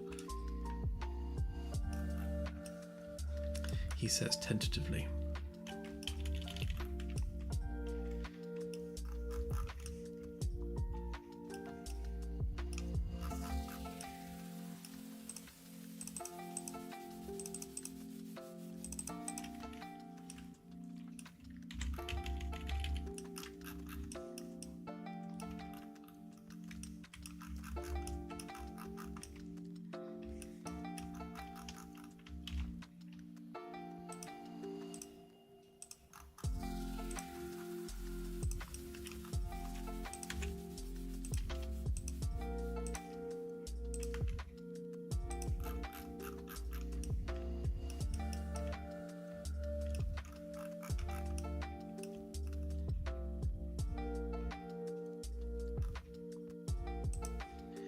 Well, everything that we do needs to be procedural, because obviously we're populating the entire galaxy with life. So that life population tool needs to work on a procedural basis, so that when we're generating sectors, that life is made apparent.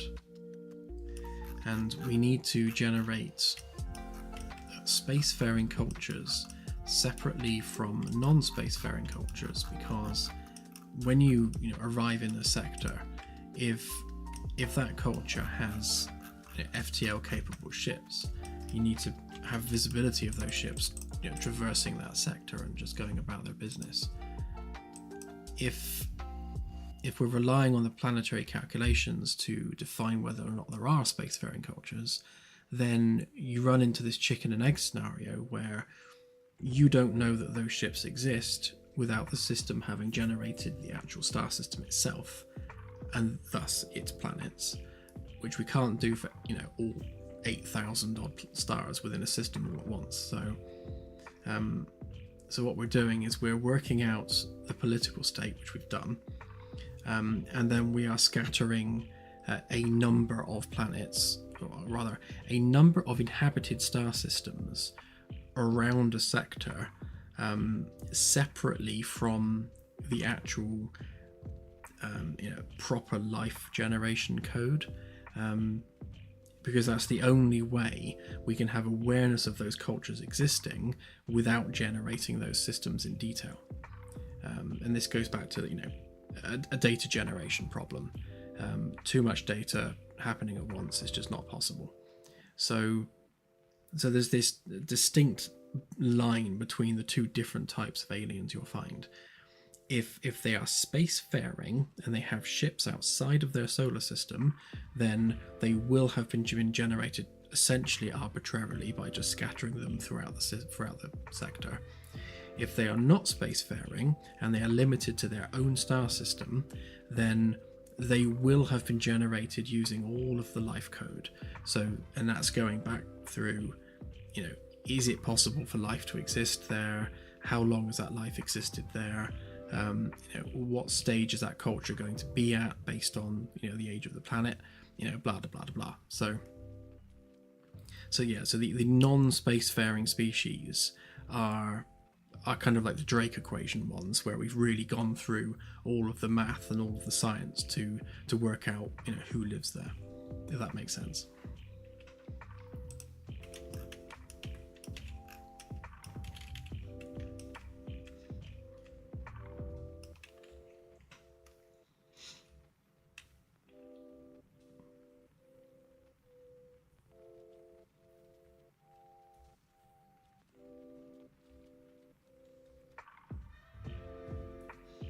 Yeah, every sector uses its XYZ coordinates as its unique identifier.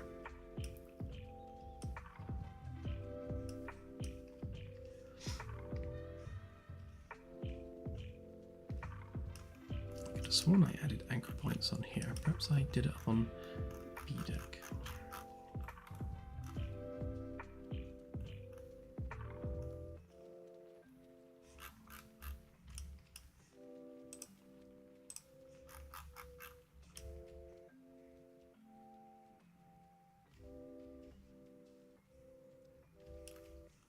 Sort of.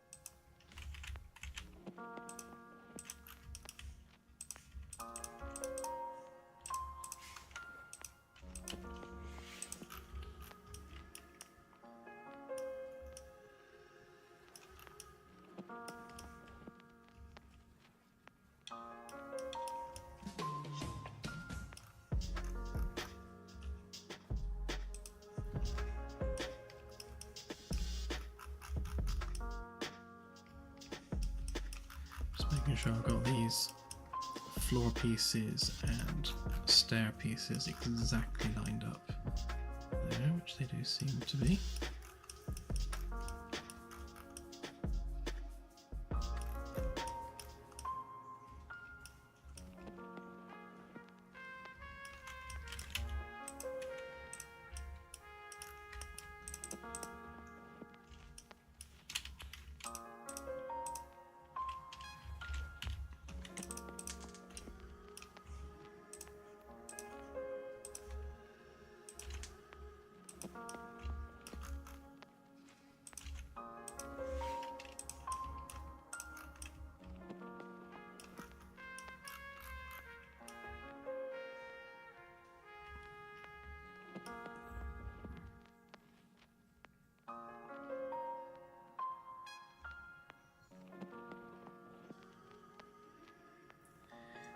There will be many thousands of sectors, because you've got, well, if you think about the galactic disk being 100,000 light years wide, and now each sector is 100 light year cube, so that's 1,000 sectors just for the width of the galactic disk.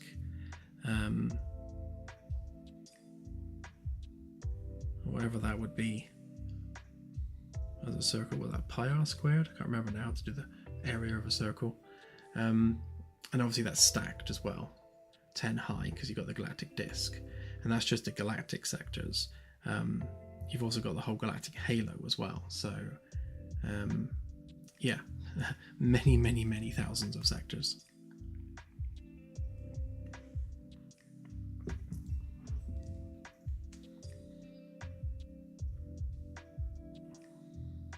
Have a good one, Greg. Thanks for watching.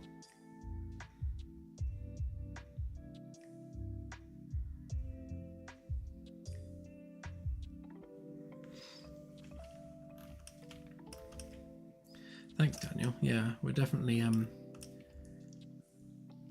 trying to do something special with this.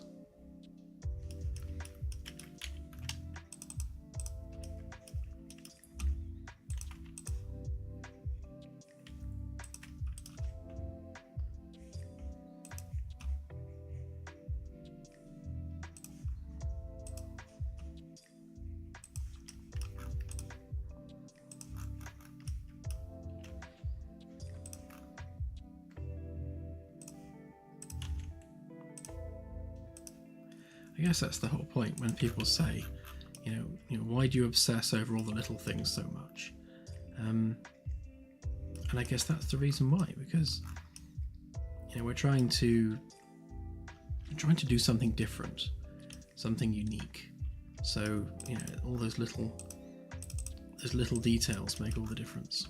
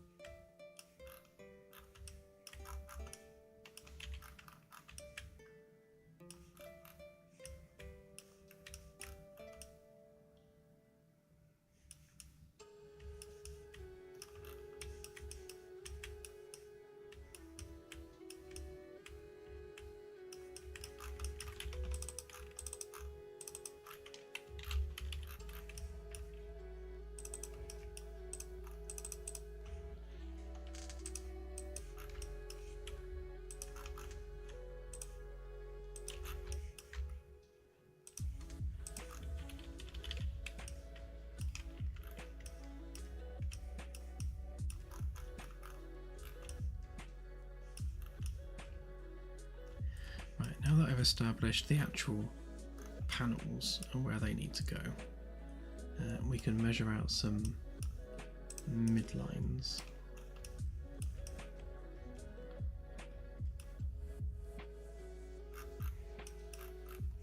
Which I think I shall do from the world origin. Get rid of this off there.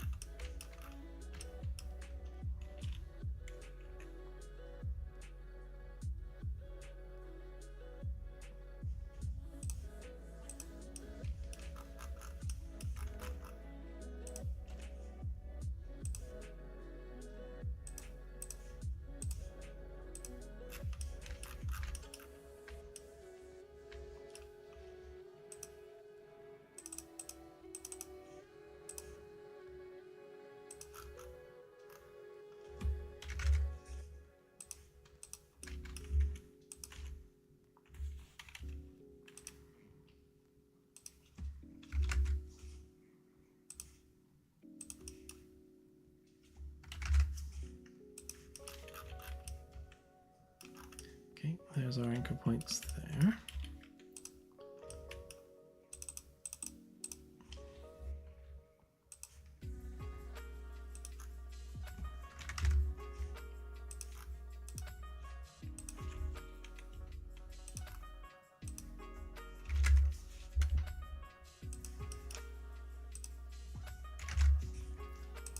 And there.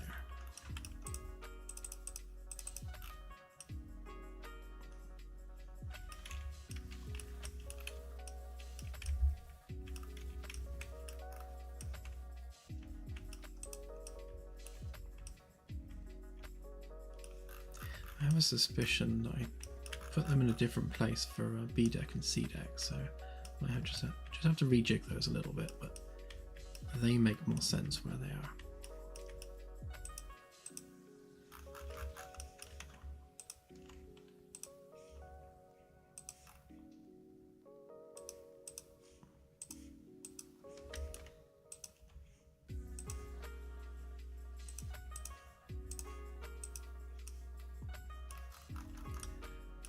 Come on, hit the line.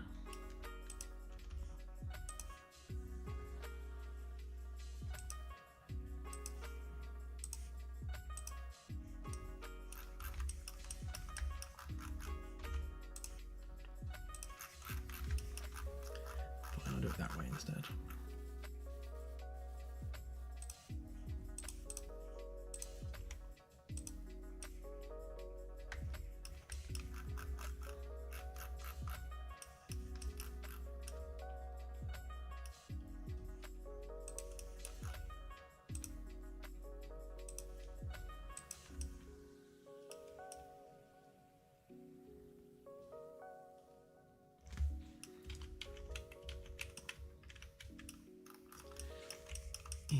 interesting. Something doesn't quite line up there.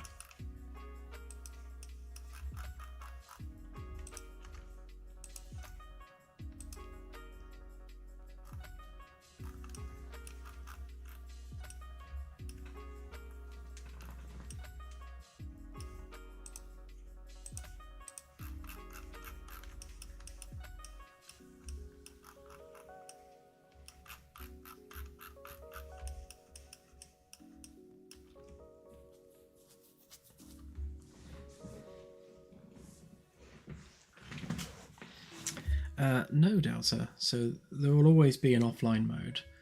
Even on the Steam one, it doesn't have DRM on it, so you can just copy it into a separate folder and run it from there.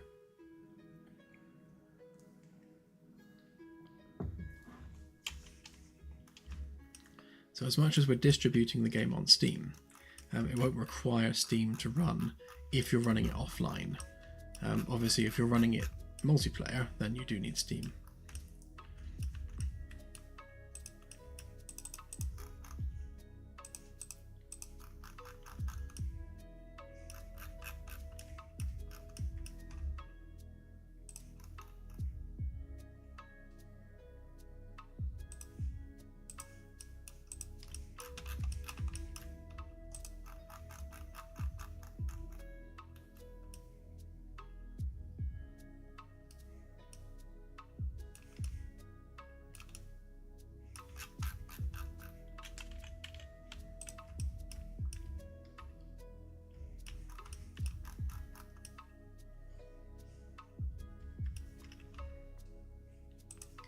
It does have a LAN mode, although it doesn't appear to be working very well. That's one of the things we need to fix.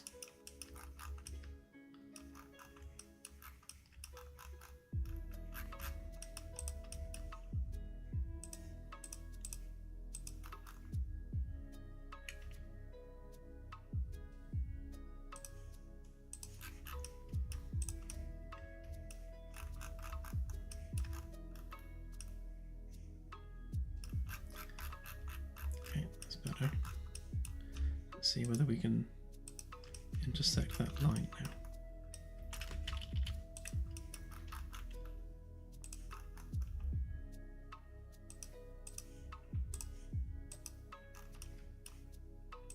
No is the answer.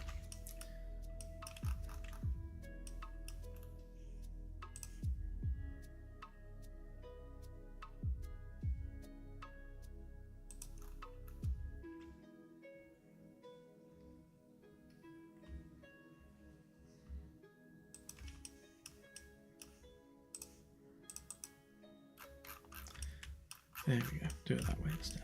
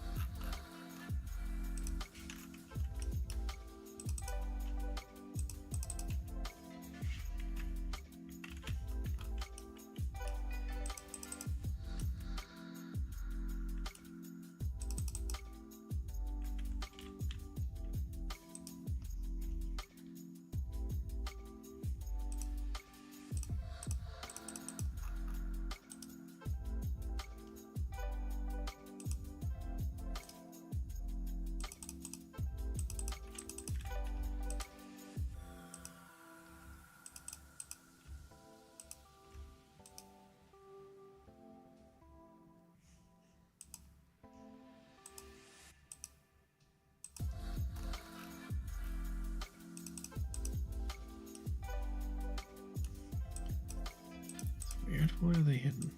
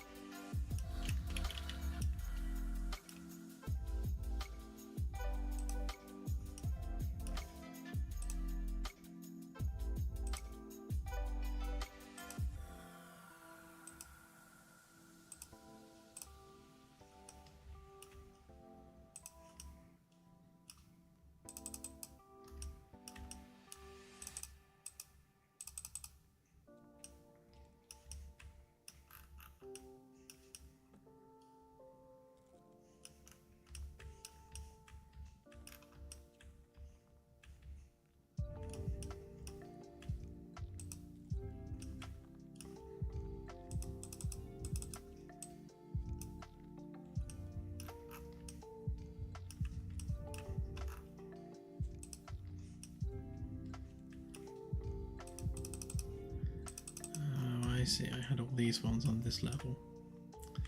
Right, that makes sense.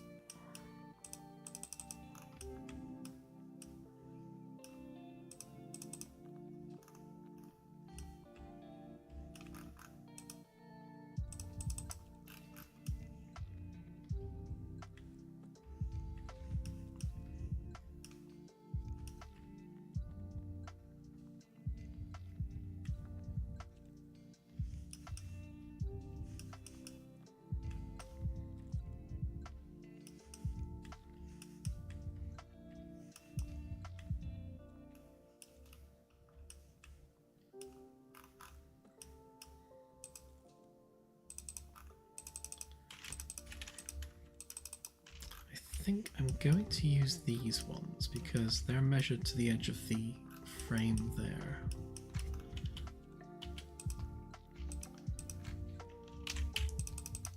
So what I'm doing is I'm setting up the anchor points for the meshes, and obviously I want them to be consistent on all the decks.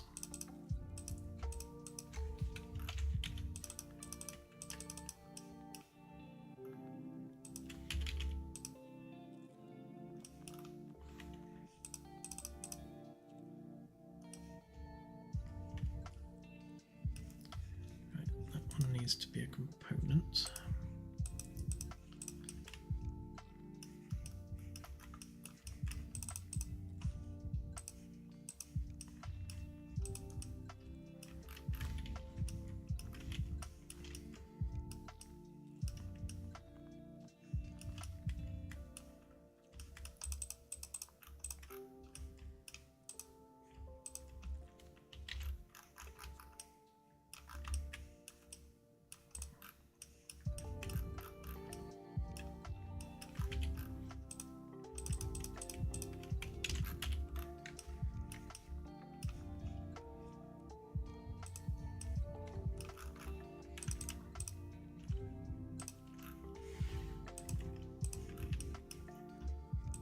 Going to recopy that one down as a component because it wasn't a component before, which means the changes don't propagate between them all, which is what we want it to do.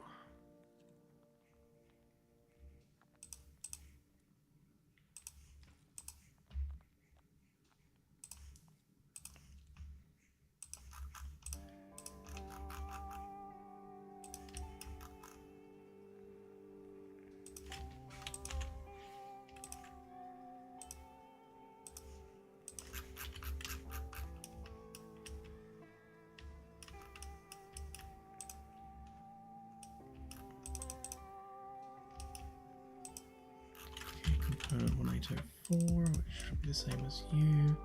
10804.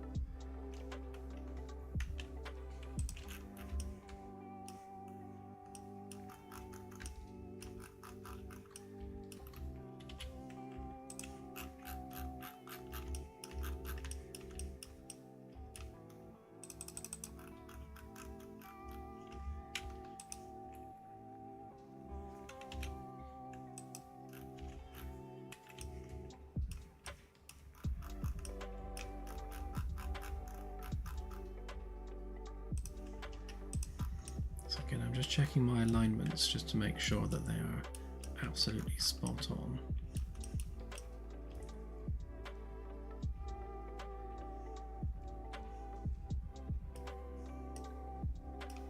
That one obviously was placed with a different number of edges, which is quite slightly away, but it's close enough.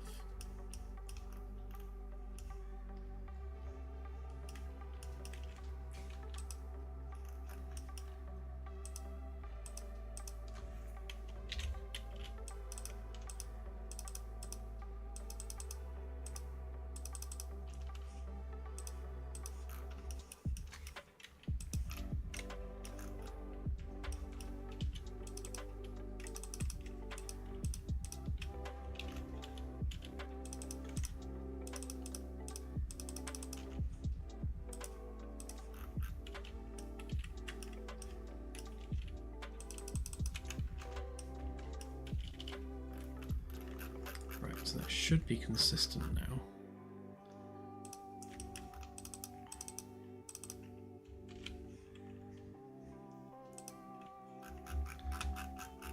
So they're on different layers, so let's just sort that out. Make sure they're all on the right layer.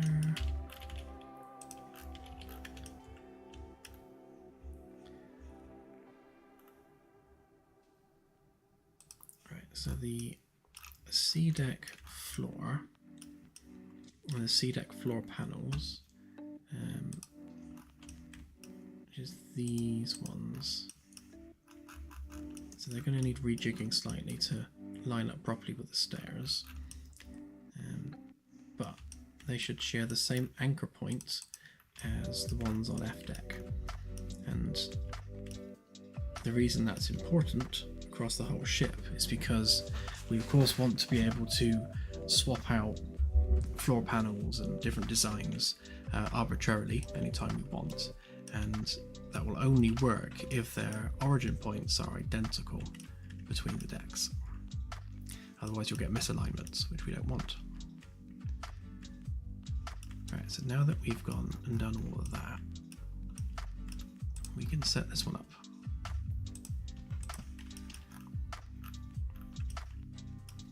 And probably haven't got the anchor points on here either, so let's just double check that.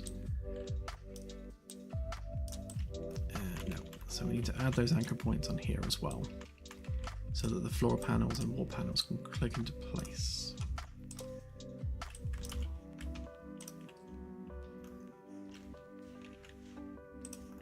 Let's just add an extra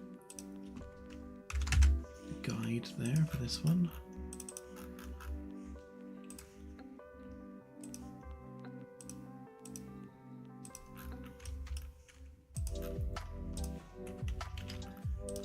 again, these are all those silly little things which are a necessary evil in order to get things working the way we need them to be working.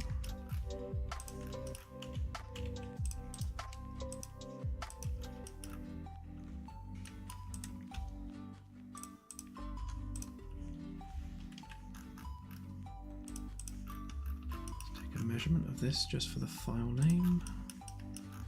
So that is 253. Okay.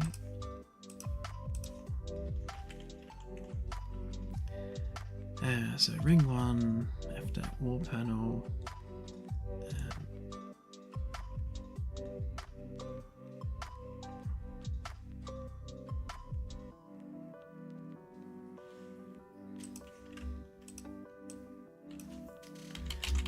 clean stairs.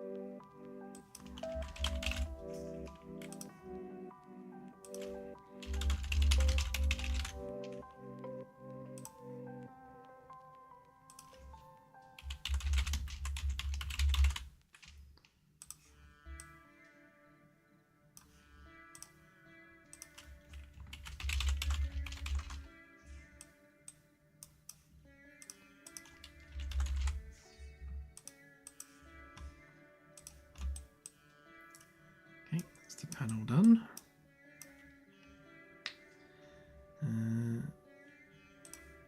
Right, so now that just needs the sockets. So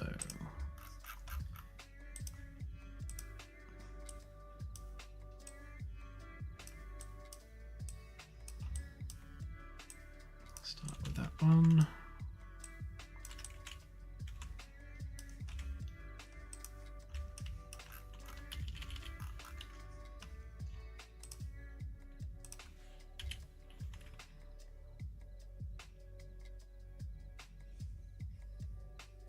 Get away with a label on this one? No, of course not.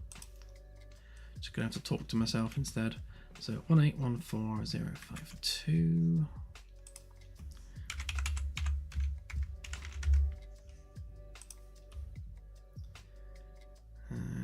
349958.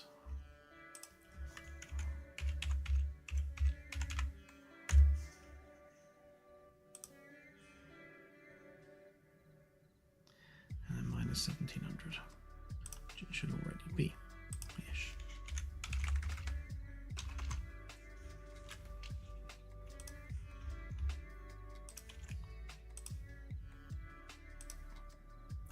With an angle of 10.919.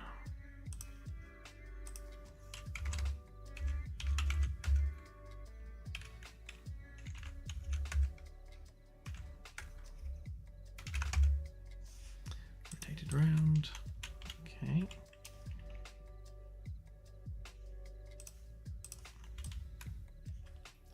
Just give that a quick try. You'll do.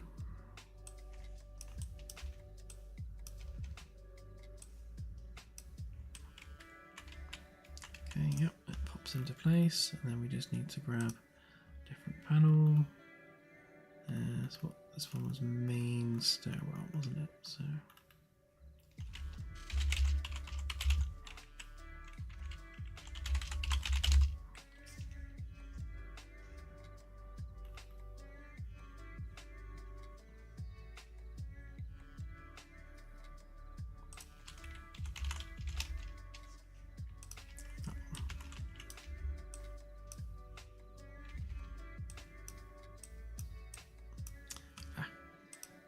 Didn't add collisions. Yes, I did. Alright, why aren't you working? Oh, I know. Because that's the wrong way. That would be why. There we go. That's betterer.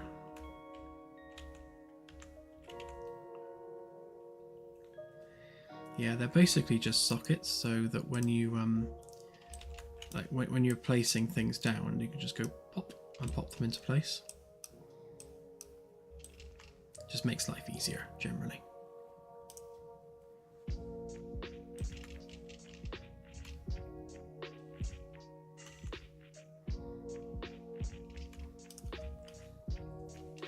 Yeah, because the alternative without them is, in order to place something like a wall panel, you're kind of having to just, you know, kind of fudge it into place, and you think, right, okay, it's almost right. No, it's not quite in the right place there, so, you know, I'll just kind of change it a bit there, and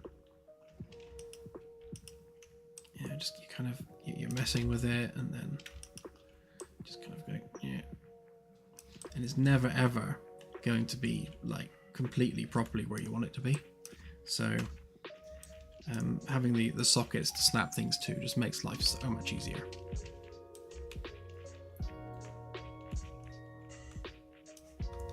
The downside is the fact you've got to place the sockets.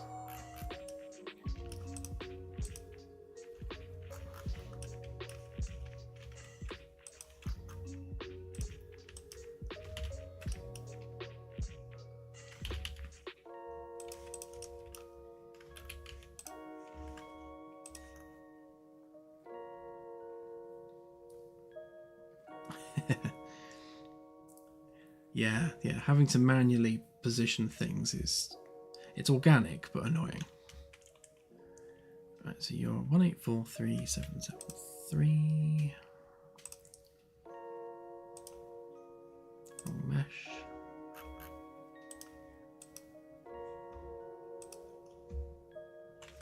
Forgotten it already. 1843773.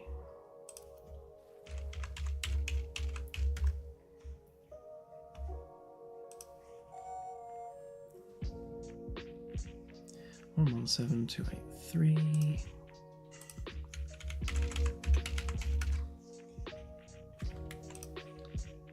And then an angle of, it's going to be a tiny one, 3.64.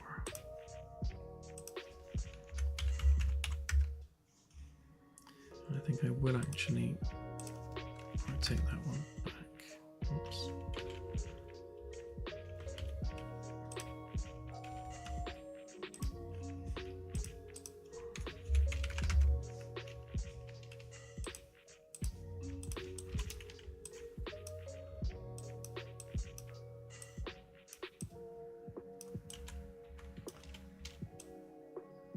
No, not gonna snap.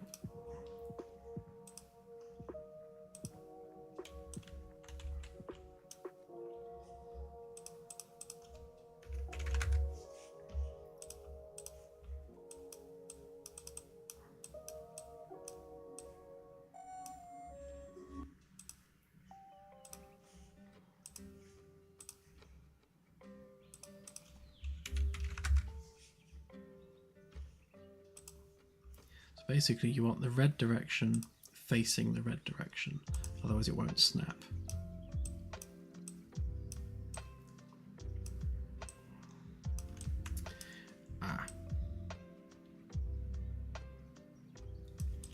Okay, so there's one drawback to this snapping thing, and that it requires that there be some geometry to collide with. I believe we're using custom collisions with this one. Yeah, we are. So now that shouldn't be an issue with this one because there is a collision mesh for it to intersect with, but I imagine it's probably using the complex collision for the code. But then why did that one work?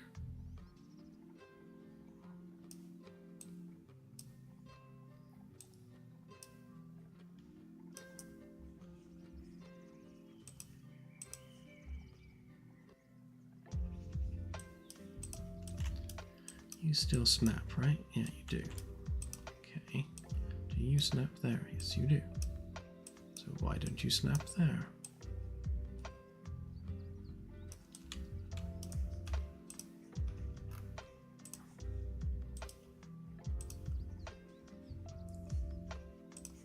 Weird. I mean, we can just borrow the coordinates just to make life easier for ourselves. But it should snap.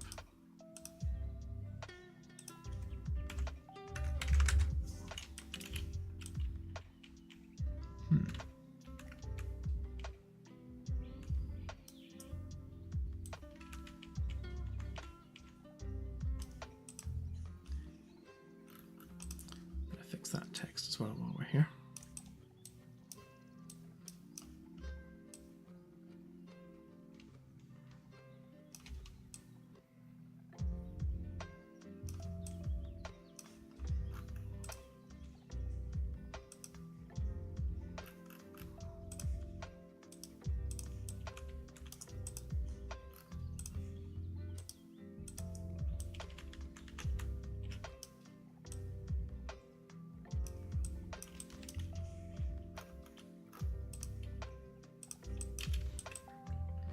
So the numbering system for this one is a little bit odd because we've got panels, or segments rather, like 1, 2, 3, 4, 5, 6, and then we're going 7, 8, 9, 10. So that would make this one 11, 12, 13, 14. So this one would be 14.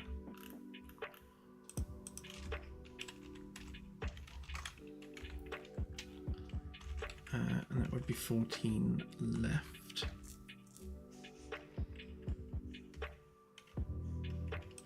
Of course, that's F deck aft. That one would be 15, and then 16, 17, 18, 19.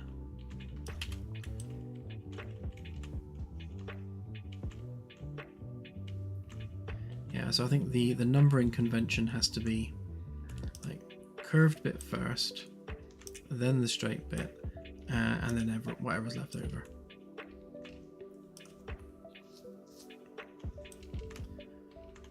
Okay, so next socket. Actually, we can probably work that one out.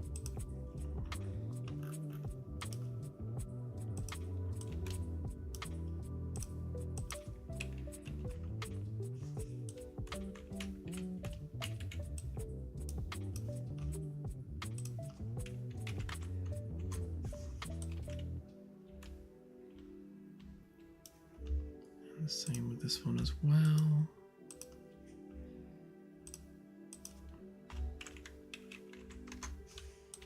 Just negate those values. Okay.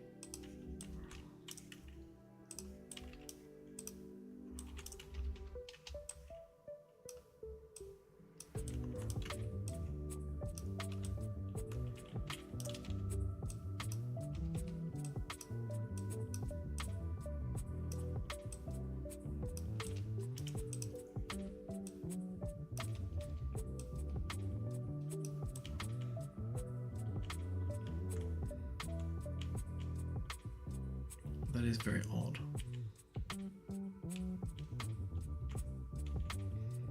So I'm a little bit baffled as to why that socket works and these three don't, but it's definitely something to do with the fact that they're raised above the level of the geometry, and there's no solid geometry underneath the socket, and that does seem to cause issues. But no matter, we will make do.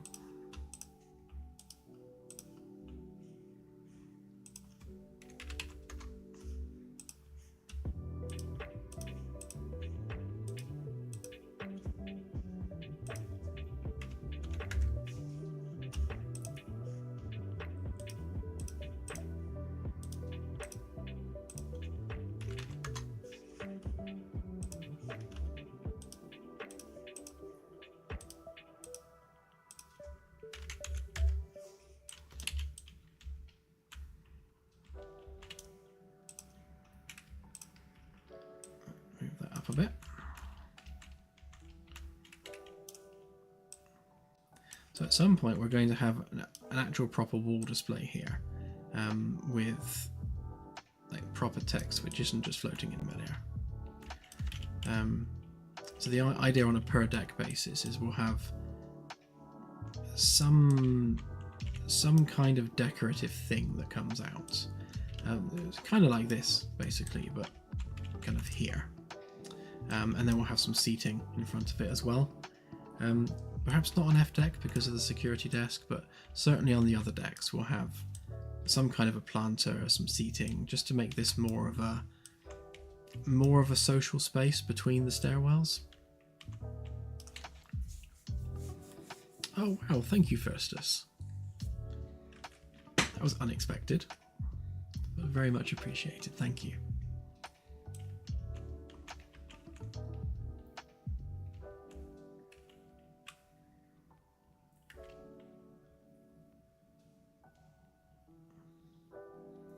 Yeah, I think you're right, Mr. Creeper. It's definitely something along those lines.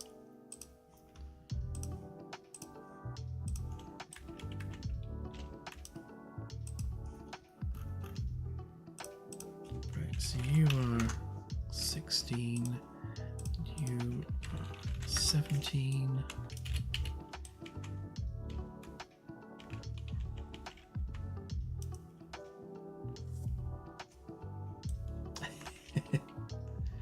Yeah, I think Claire definitely needs one.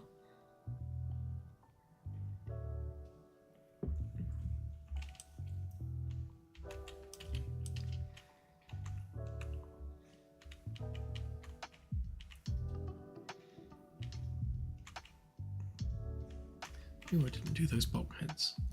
Let's sort that out. Did I do these ones? Oh yeah. Why did I miss them out?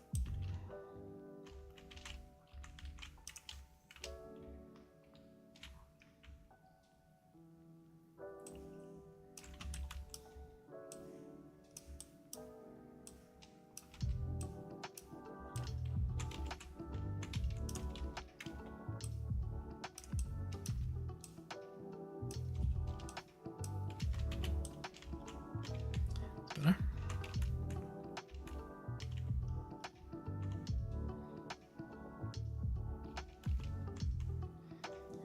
Actually, there's one thing I couldn't quite decide with these bulkheads, and that was whether or not to have a white painted door, or whether or not we go with a metal look door. I'm wondering whether kind of having the white paint there would actually look quite nice and kind of fit with the rest of the design.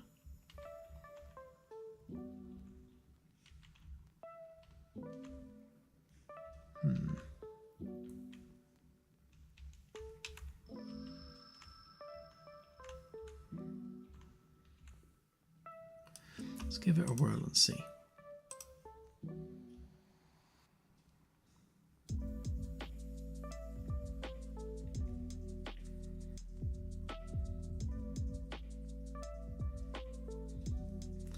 Yeah, there'll be a water feature in the park area, kind of park / arboretum. I'd like a really nice water feature with like a little hollow display above it with the names of the Admiral level backers, which I think would look really, really cool.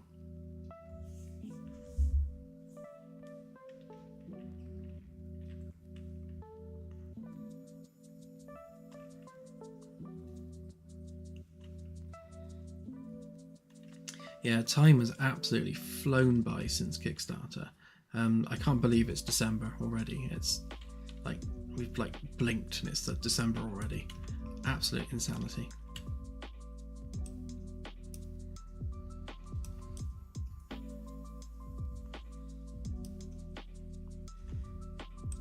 Yes, Mr. Creeper, you definitely are.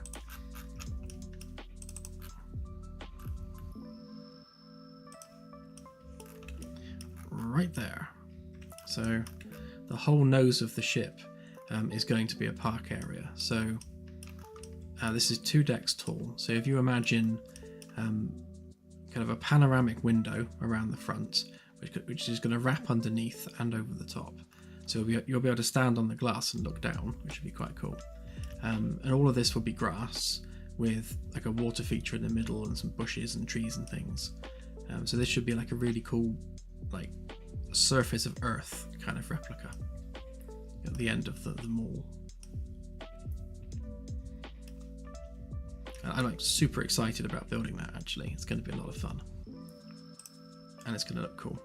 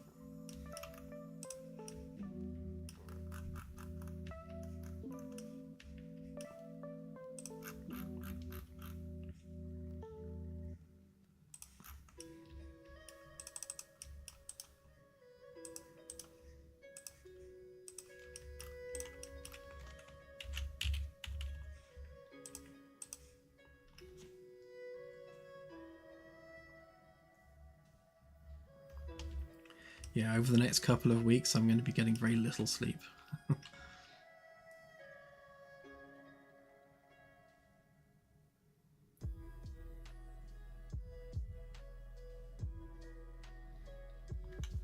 Now, we've had a lot of discussions over the glass and what it actually is. So it's not glass; it's kind of like laminated sheets of carbon crystal. So it's can't remember the name of it now. Suddenly my mind has gone blank. Not carbon nanotubes. No, can't remember. But basically it's an extremely hard material, and the idea is that it's manufactured to shape, and then once that's set from the manufacturing process, you can't weld it, you can't drill it. It's an extremely hard material. Oh, thanks guys. Yeah, graphene. Yeah, like basically layered graphene. So it's transparent and like ridiculously tough. So it's technically stronger than the ship's hull. But to answer the question, if it's stronger than the ship's hull, why don't you build ships out of it? It's because you can't work with it as a material. So it's no good as a building material, but as a pane of glass, it's perfect. It's virtually indestructible.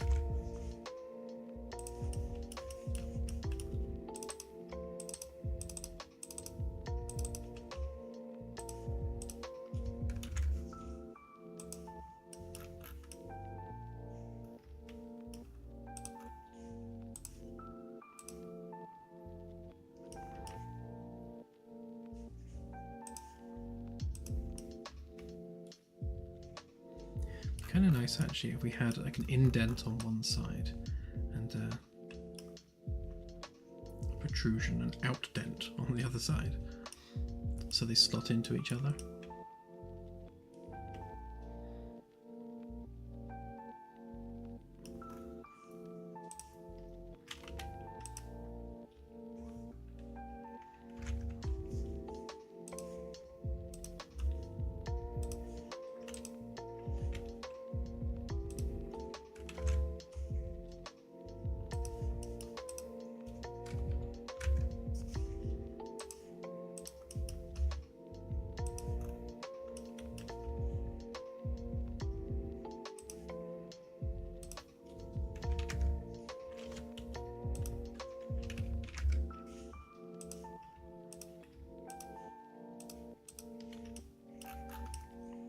Something like that.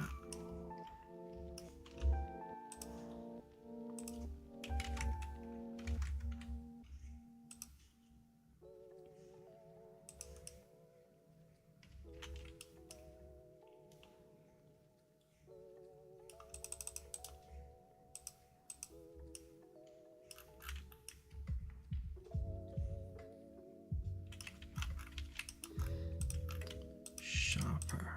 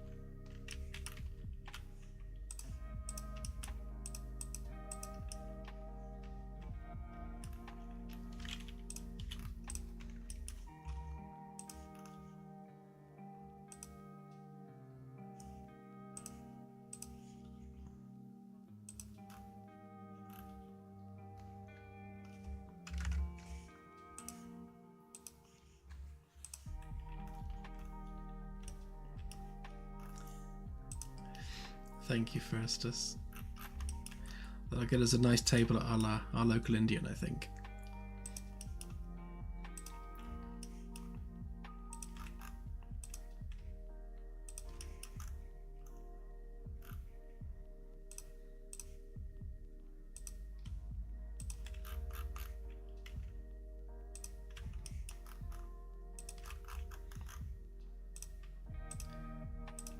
I think we need some pictures of Claire out on date night.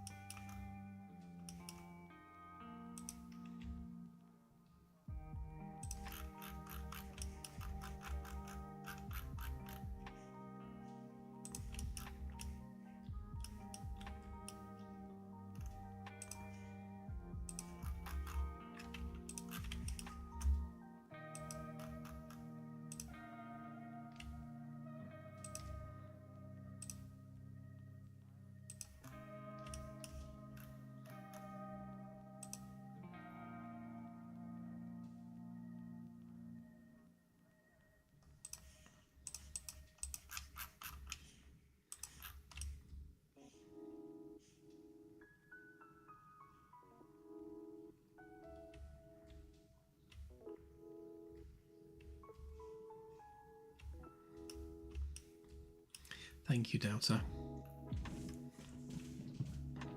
You guys are far too kind. And you sponsored the giveaways as well.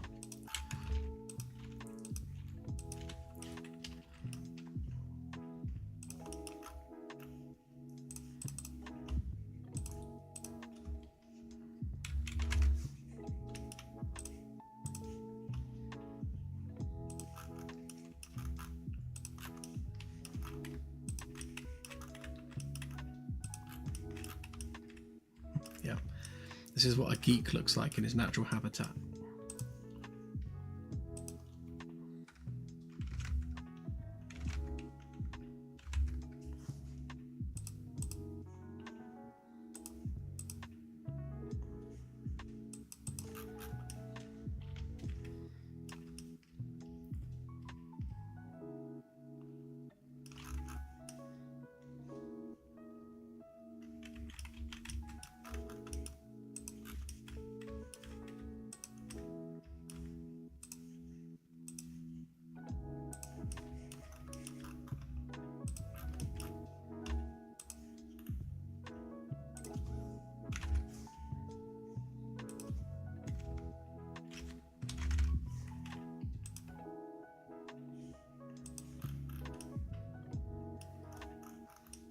So I'm just riffing with this at the moment, just trying to see if I like where I'm going with it or not.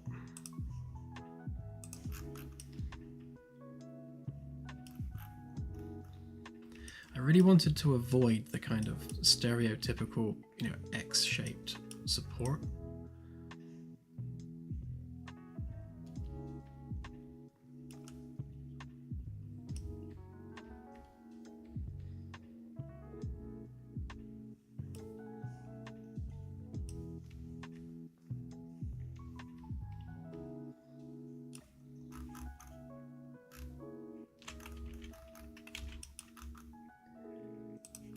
Let's try that again with a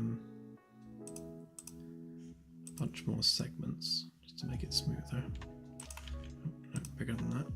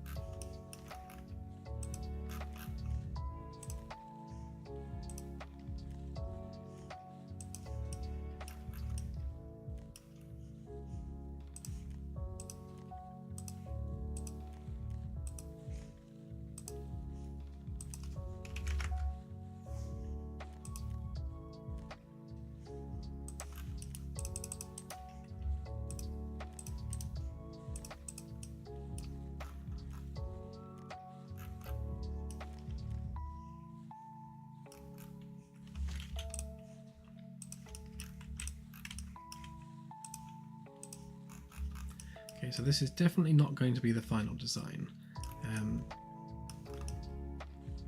Because if I'm honest, it looks a bit naff.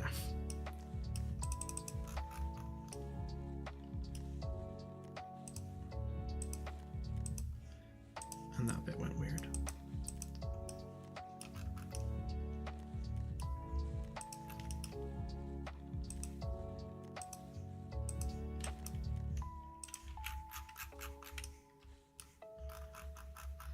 Oh, all those bits went weird.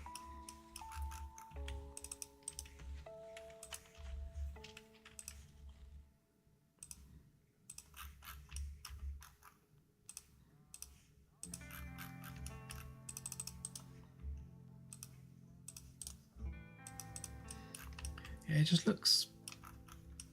It's far too stereotypical for, you know, like a sci-fi door. And I don't know, I'm not feeling it.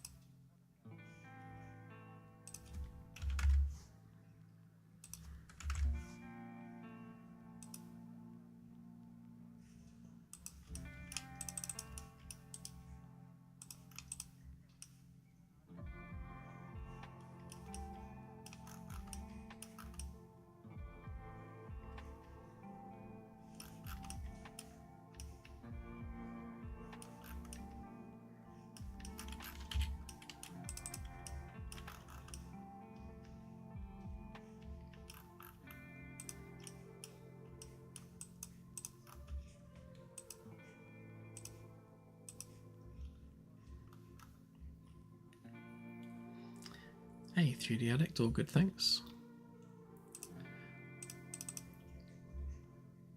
Just doing a bit of a door experiment.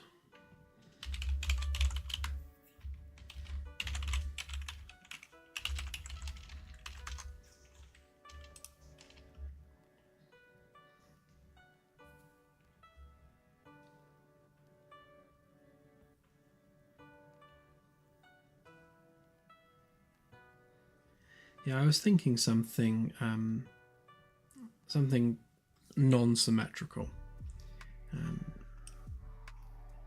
I'm always making things way too symmetrical. I mean, they can't stick out too much because obviously that, like the holodeck doors, for example, they got those bits that stick out, and when they're open, you've got like a shoulder banging hazard, and we want them to be fairly flush when they're open.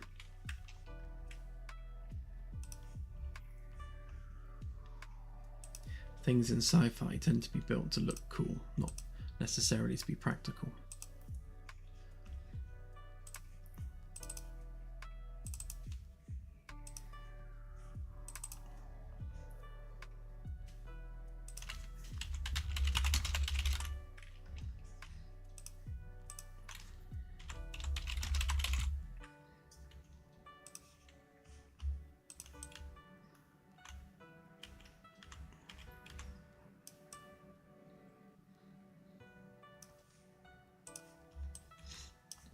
So we just pop a couple of them in the world.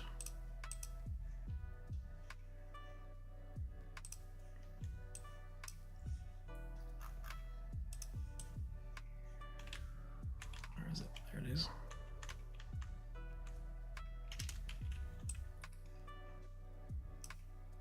Yeah, see, that's definitely not the look I'm going for.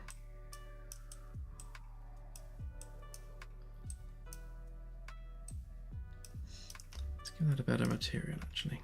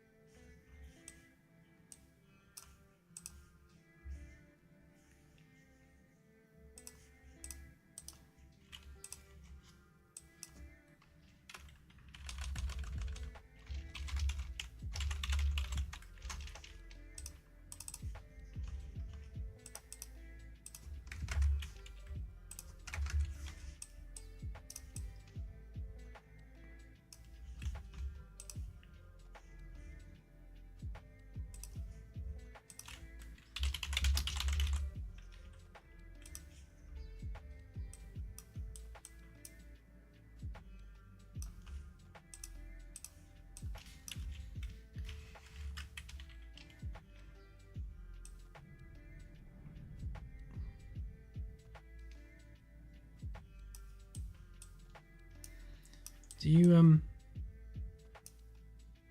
mean down here? Or in the track area?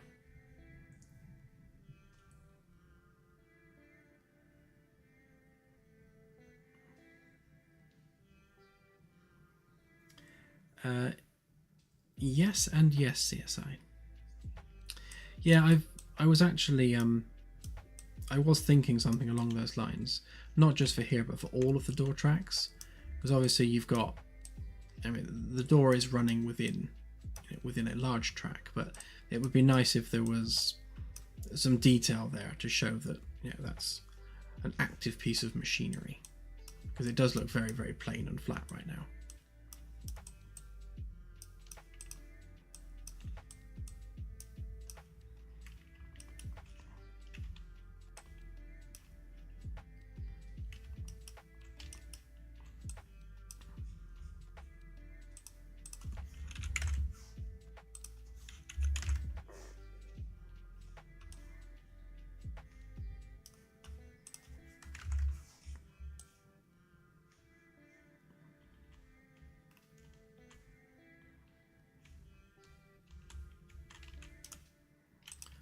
Probably shouldn't have exported that with the world origin.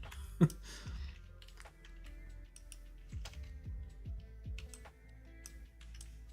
where'd that one go?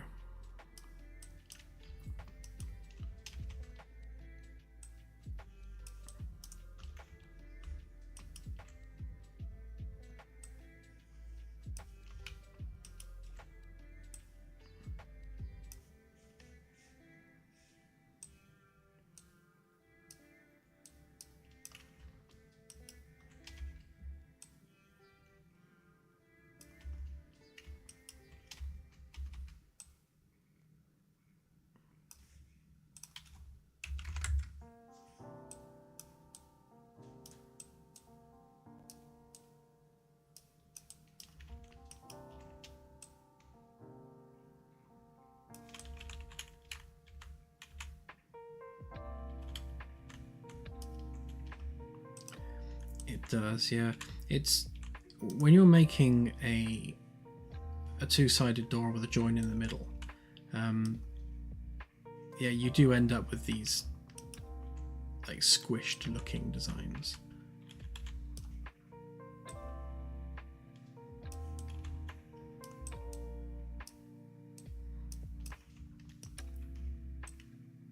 We'll make something cool.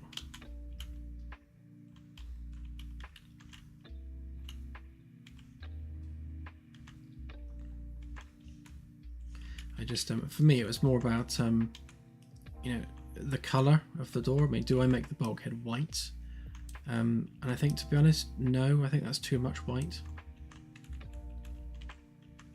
Obviously we can have like you know, labeling and strips, maybe some hazard tape or something like that on them.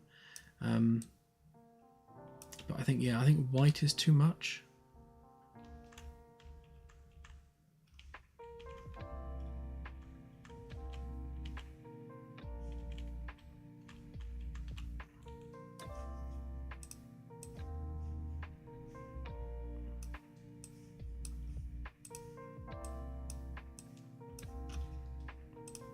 Fortunately, we have the technology where we can play with it.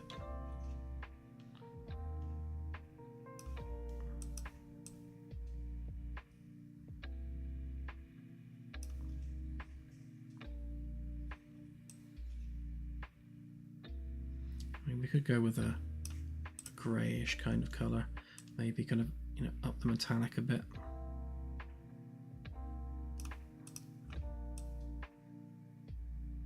Don't want them to be too shiny.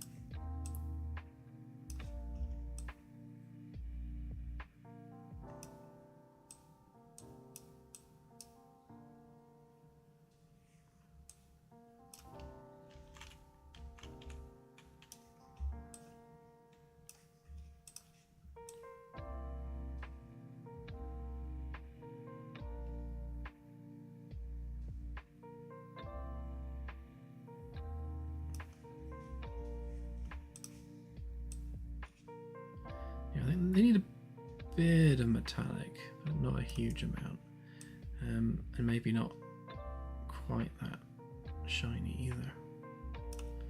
Actually, maybe we can, yeah, maybe something more of a kind of a matte metallic like that.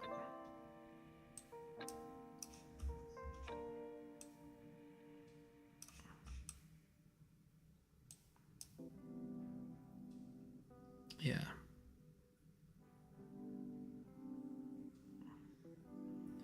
I think I prefer the matte metallic over the shiny metallic.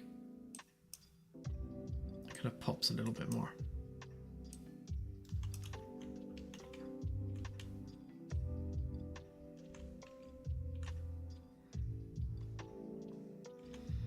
Yeah, well, basically, I think. Oh yeah. This is just me throwing some shapes at it to see what it looks like. I'm not a fan of the whole symmetrical X-shape thing anyway, so I think it would be nice perhaps to have you know, that typical kind of sci-fi sticky out bit there, and some signage. Yeah, signage that says, like, you know, emergency bulkhead or something like that on it. Obviously we've got this material that we used here, so let's steal that actually while we're here. Let's give it a try.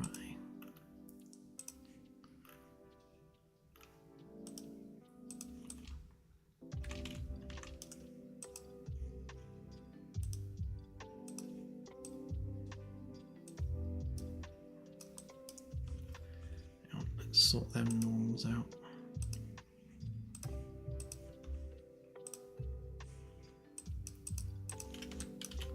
Still got some creasing there. If I was doing something like this, I'd have to sort that geometry out anyway.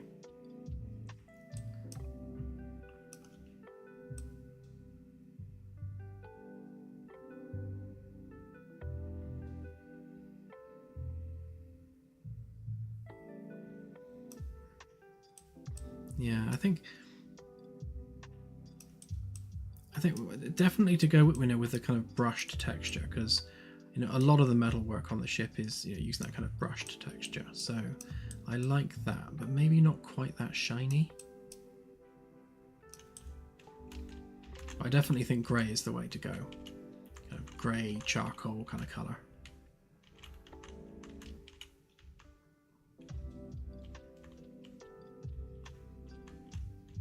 Doesn't look too bad on the lift doors, but yeah, a bit too much when there's that much of it all at once.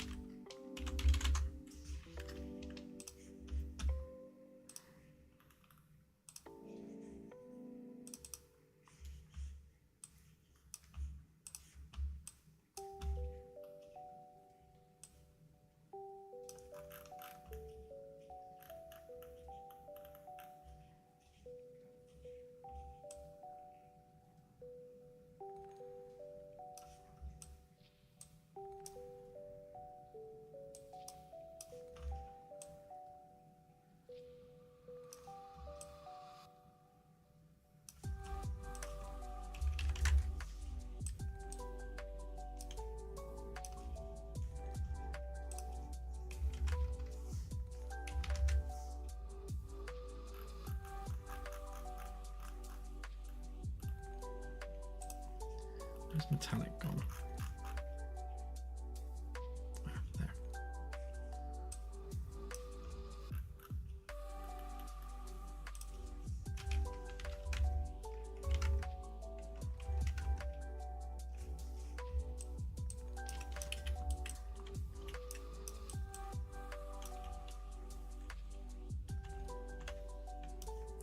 Yeah, I agree. Definitely that.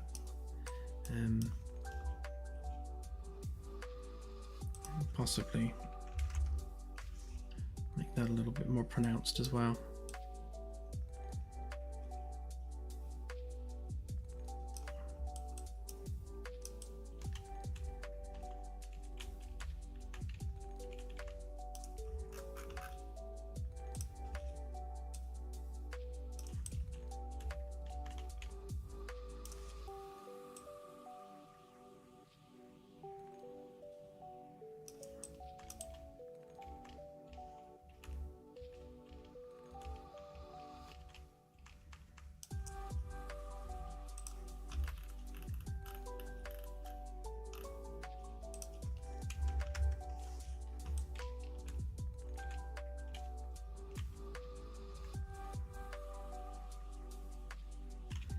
Yeah, that's not too bad, I reckon.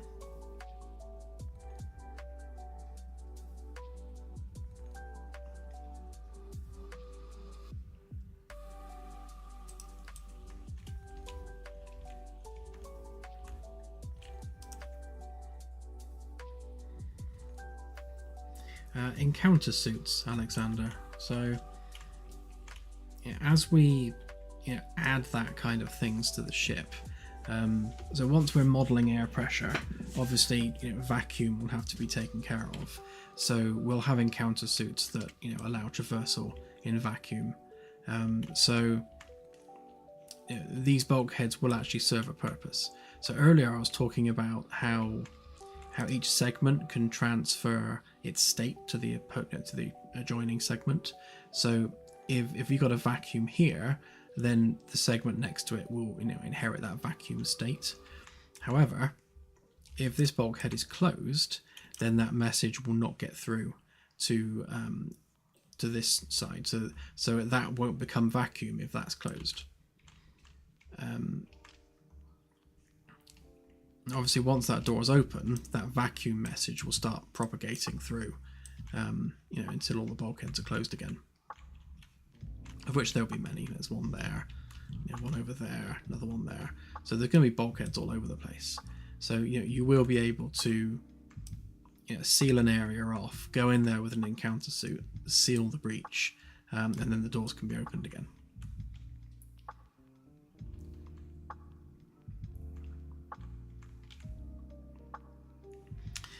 Yeah, so color-wise, 3D Addict, I think that's definitely the direction to go in. I probably will break up that edge just a little bit, like not a huge amount, just a little bit of visual interest on the edge there, shape-wise. Yeah, I'm losing the X shape. I'm not a fan of that at all.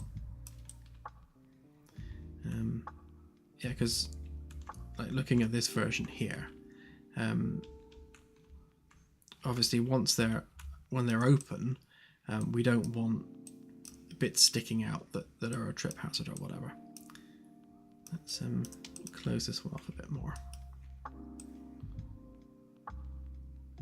So I'm thinking probably that, or even maybe a bit more than that once it's closed. Or open, rather. Yeah, maybe about that.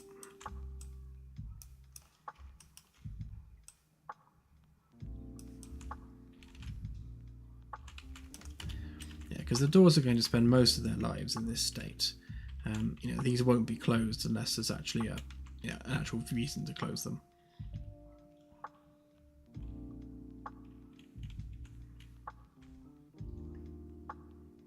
Yeah, that's not a bad shout. Yeah, so we can definitely add a bit of an animation to that. So as the doors are closing, we can have some bits sort of kind of come out mechanically as they're closing. To seal them. That could look quite cool, and it also avoids the whole shoulder barging problem of having something stuck out, because it only sticks out when they're closing.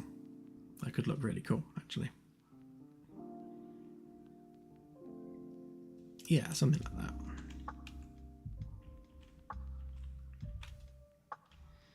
Okay, yeah, I think that's something we shall explore. And I'll put the control panel on there as well, so we can fiddle with that.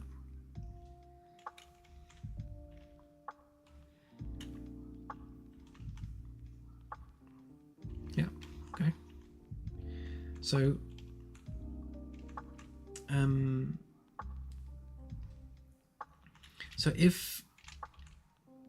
if an area becomes vacuum, then the computer will close the doors automatically. So, there will be an automated response. However, you will be able to override that and open the doors using a code on the control panel.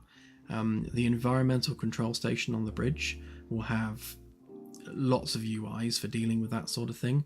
So you'll be able to bring up maps of each deck, and you'll be able to see which areas of the deck are vacuum and which are not. And it will show you which bulkheads are closed and for what reason.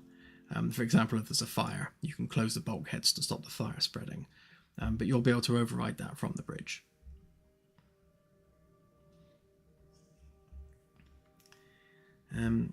Okay. But now for something completely different. And I shall need my magic light for this. Oops, wrong one. That one. So I was experimenting with a Fractal plugin, and I figured it would make a really nice kind of space creature. And I do have to find it though. It's one of those things that I've just kind of squirreled away and messing about with, and then just kind of left the folder there. There we go.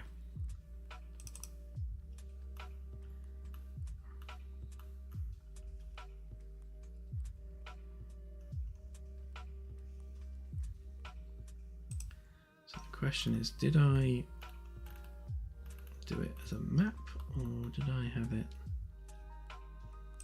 in the game? Could have been that one actually.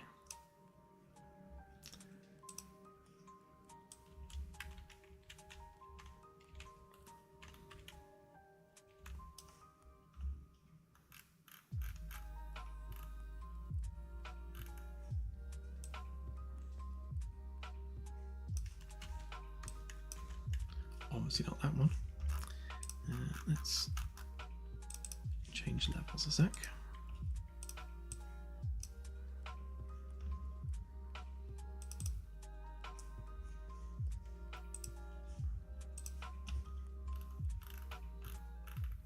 Okay, so are all of these broken? That would be typical.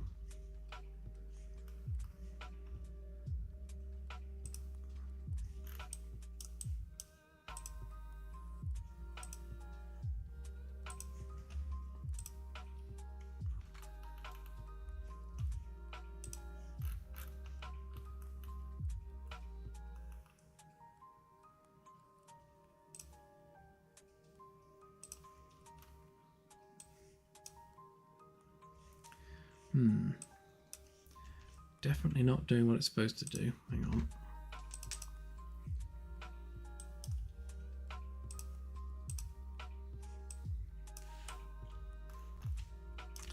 Why are we just drawing a sphere?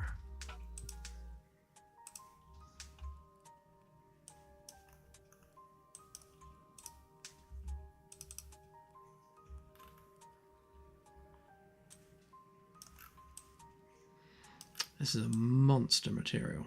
Okay,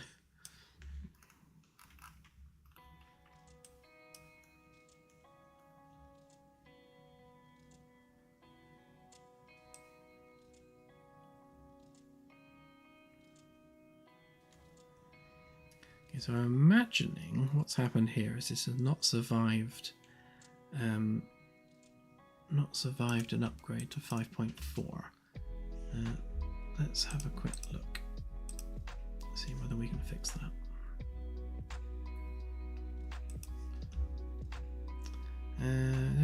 Yes. Yes.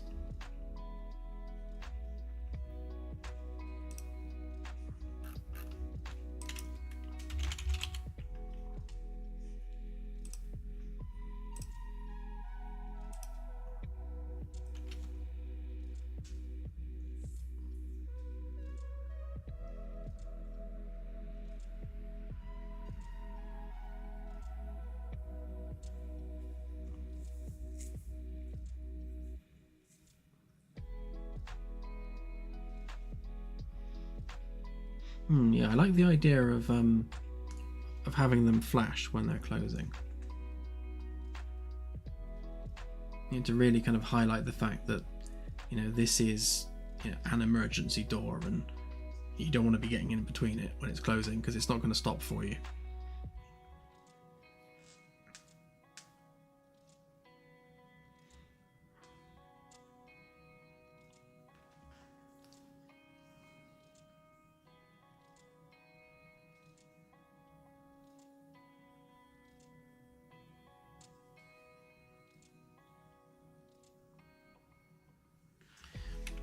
Well, the areas themselves are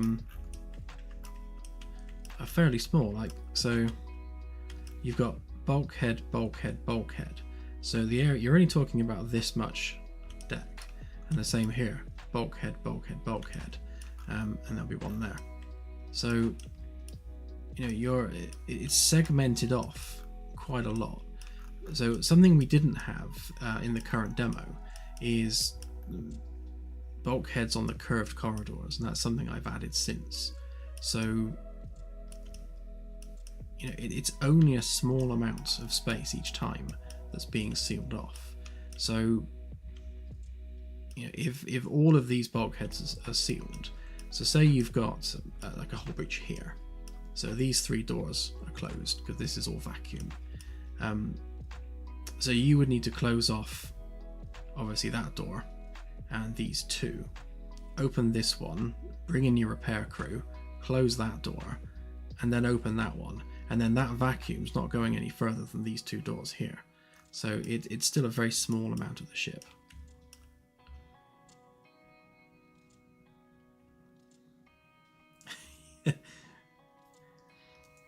Yeah, definitely an Indiana Jones role with a hat grab. Blah blah blah blah blah. Yes, place them files.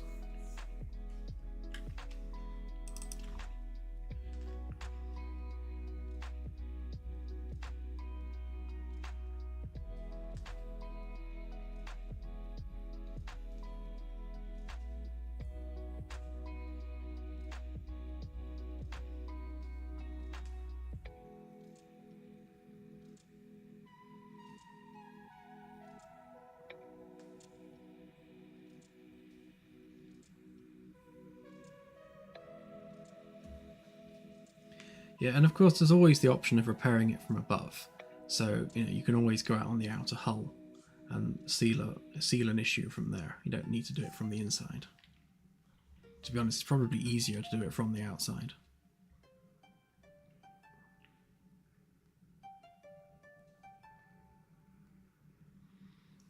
They don't at the moment, Tri-Blade, but there's no reason why not. They probably have more of a directional thing.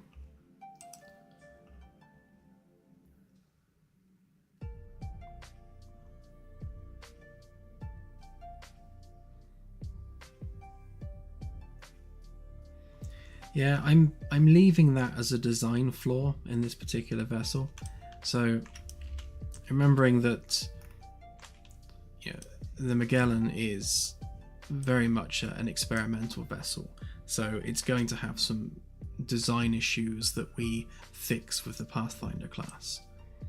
So we need that clear progression of design between the Magellan and the Pathfinder.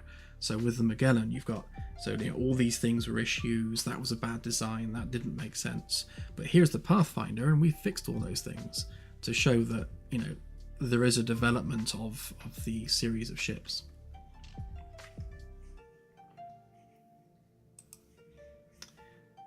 Right. So did that fix the problem?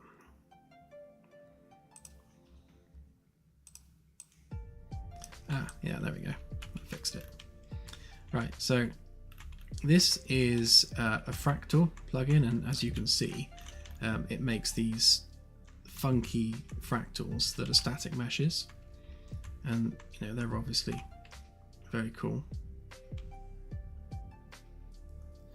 And I thought these would make some really, really cool just space-based structures. So yeah, if you imagine it like maybe like a coral, something like that. So it's not necessarily a sentient creature, but you know, it is a life form in space. You know, and you can, you know, mess with the settings of it. So you know, because it's parameterized, we can obviously change all the various different things.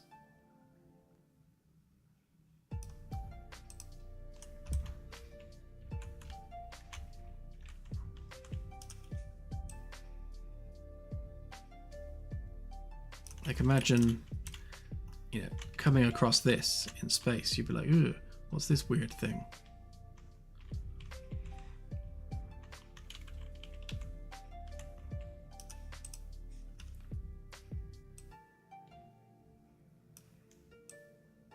Can't remember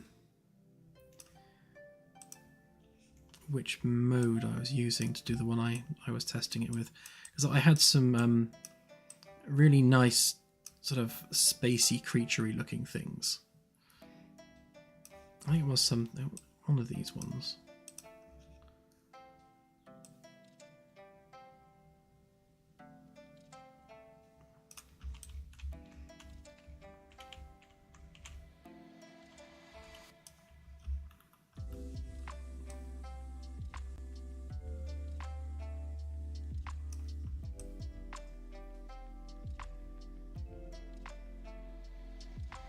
To find a design that's kind of alien creaturey looking. But yeah, so something like this. I mean, this looks like some kind of alien creature that you might find just, you know, floating in space. So imagine if this was like literally as big as the ship, and you could like fly shuttles around it just to, you know, explore the life form. It's gonna have some like weirdness to the textures, I expect, but it would be particularly interesting to fly a shuttle through this. So yeah, so that was one of the ideas for alien creatures, using that. But it does more as well.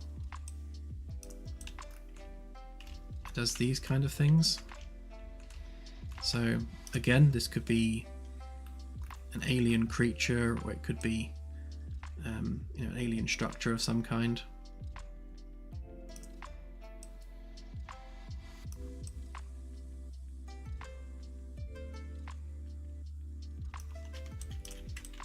I've always been fascinated with fractals.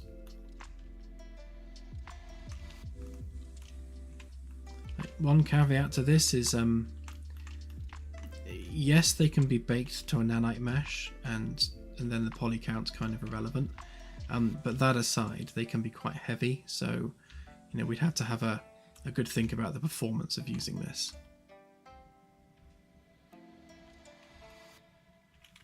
But yeah, but it's yeah, it's definitely there as something we can, you know, play with and have a look at. There was one that kind of resembled a Borg cube. Was it this one? Oh yeah, that kind of one.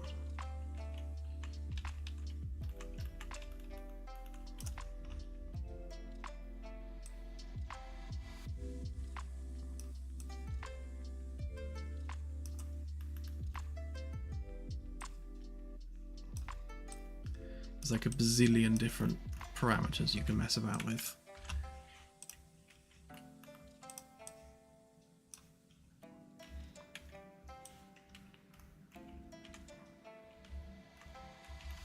This is the one I was thinking of. Yeah, so like for some kind of crazy alien structure in space.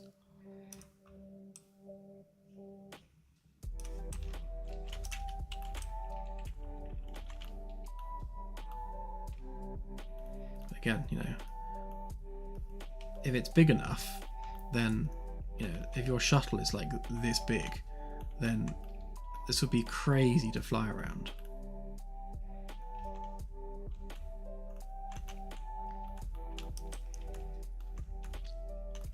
I think we can only add collisions to it if it's baked as a mesh. But yeah.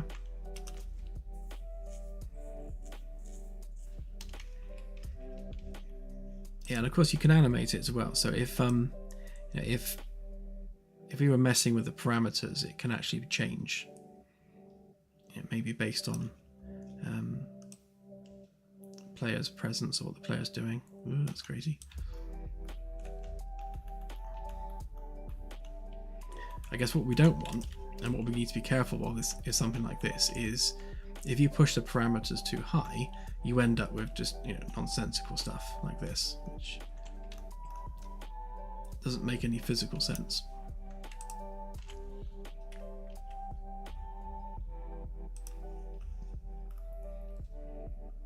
Yeah, there was one which I thought would be really cool for a planetary surface, and if we can make it sort of planetary surface scale, then that could be really cool. This would be quite a good one for alien structures. Just, you know, something you just discover out there in the black.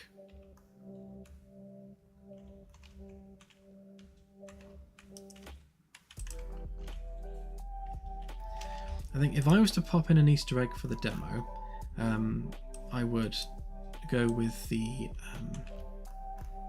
weird alien creature one. The Earth is that.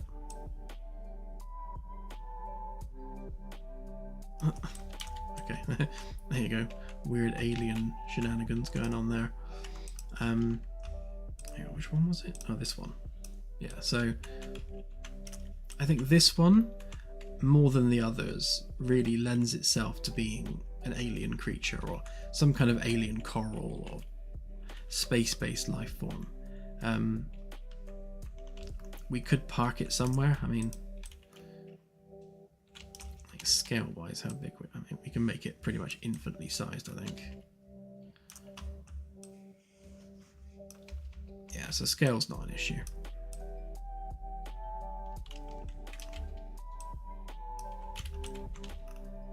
So looking out of the bridge window, you'd be like staring at this kind of thing.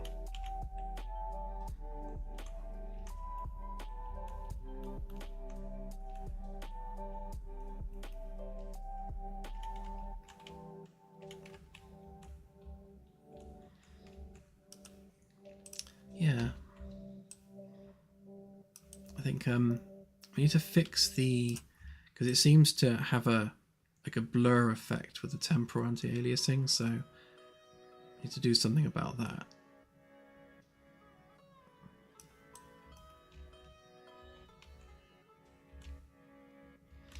But it does look very cool, and you know, if we can, as I say, if we can find the right, you know, the right parameters to mess with to, you know, change the physical structure into something crazy and alien looking.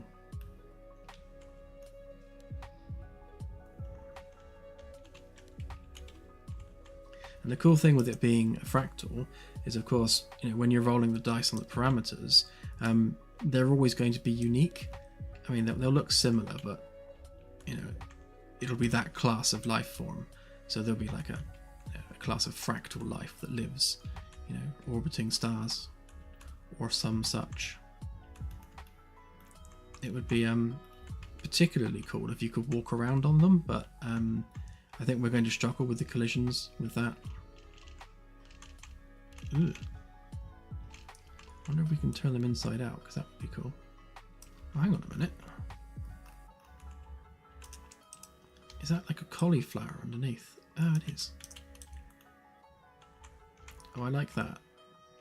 It's like some kind of alien fungus.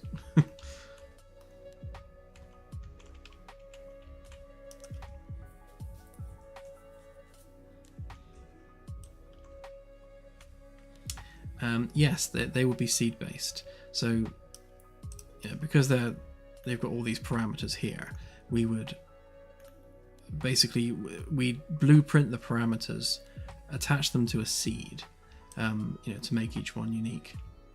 And I think we'd probably have to do either a sphere collision around them, or some kind of repulsor, so you can't crash the ship into it, because of the complexity of the surface. Obviously, we can't have complex collisions. So we'd probably have to draw a ball around it, and that's what the ship bumps into. So maybe, you know, you could boink it and it just goes flying off into a different direction. Or just kind of gradually just cruises around. But yeah, so there we go. Space corals.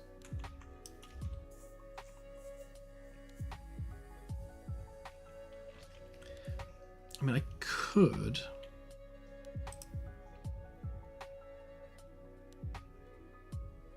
Yeah, it's definitely easy to spawn them, because I can just spawn that class. But we'll see. We'll see how we are time-wise, because obviously we're very stretched as it is, and I can hear Claire like clenching her fists.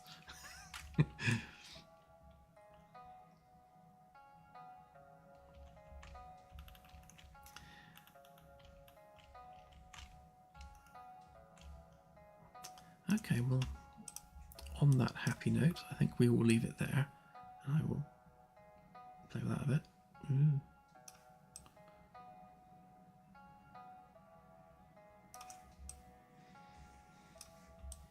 Like, this creature has nodules. What do they do?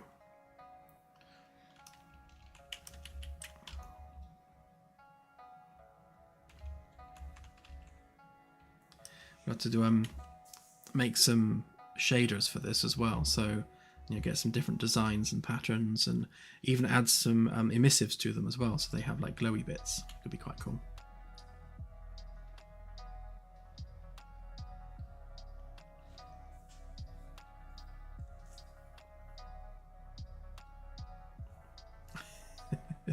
So on the 24th of December, on Christmas Eve, we're planning to put out the public demo update. So basically everything needs to be as polished as it possibly can be between now and then. And time is ticking away rapidly. So, playing with fun things like this, we don't really have time for. But we'll see. We'll see what we can slip in. Because adding like unique random space-based life forms would be a nice little feather in the cap for the demo update. Yeah, it could be a ring muncher. It arrives at a planet and just eats its rings.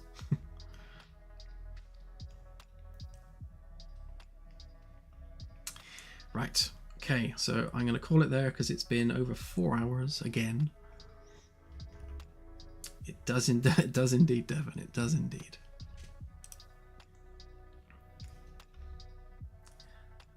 Let's go back to Big Me again. Hello, Big Me. Okay, well, thank you again, everyone. Well done to all the competition winners. Thank you, Delta and Firstus, as always. You guys are absolutely awesome. And yeah, we cannot thank you enough. So have a good rest of the week. And I shall put this build out. If not tonight, then definitely tomorrow. We'll see how we go. And with that, I shall see you on Sunday. So have a good time, everyone. Bye for now.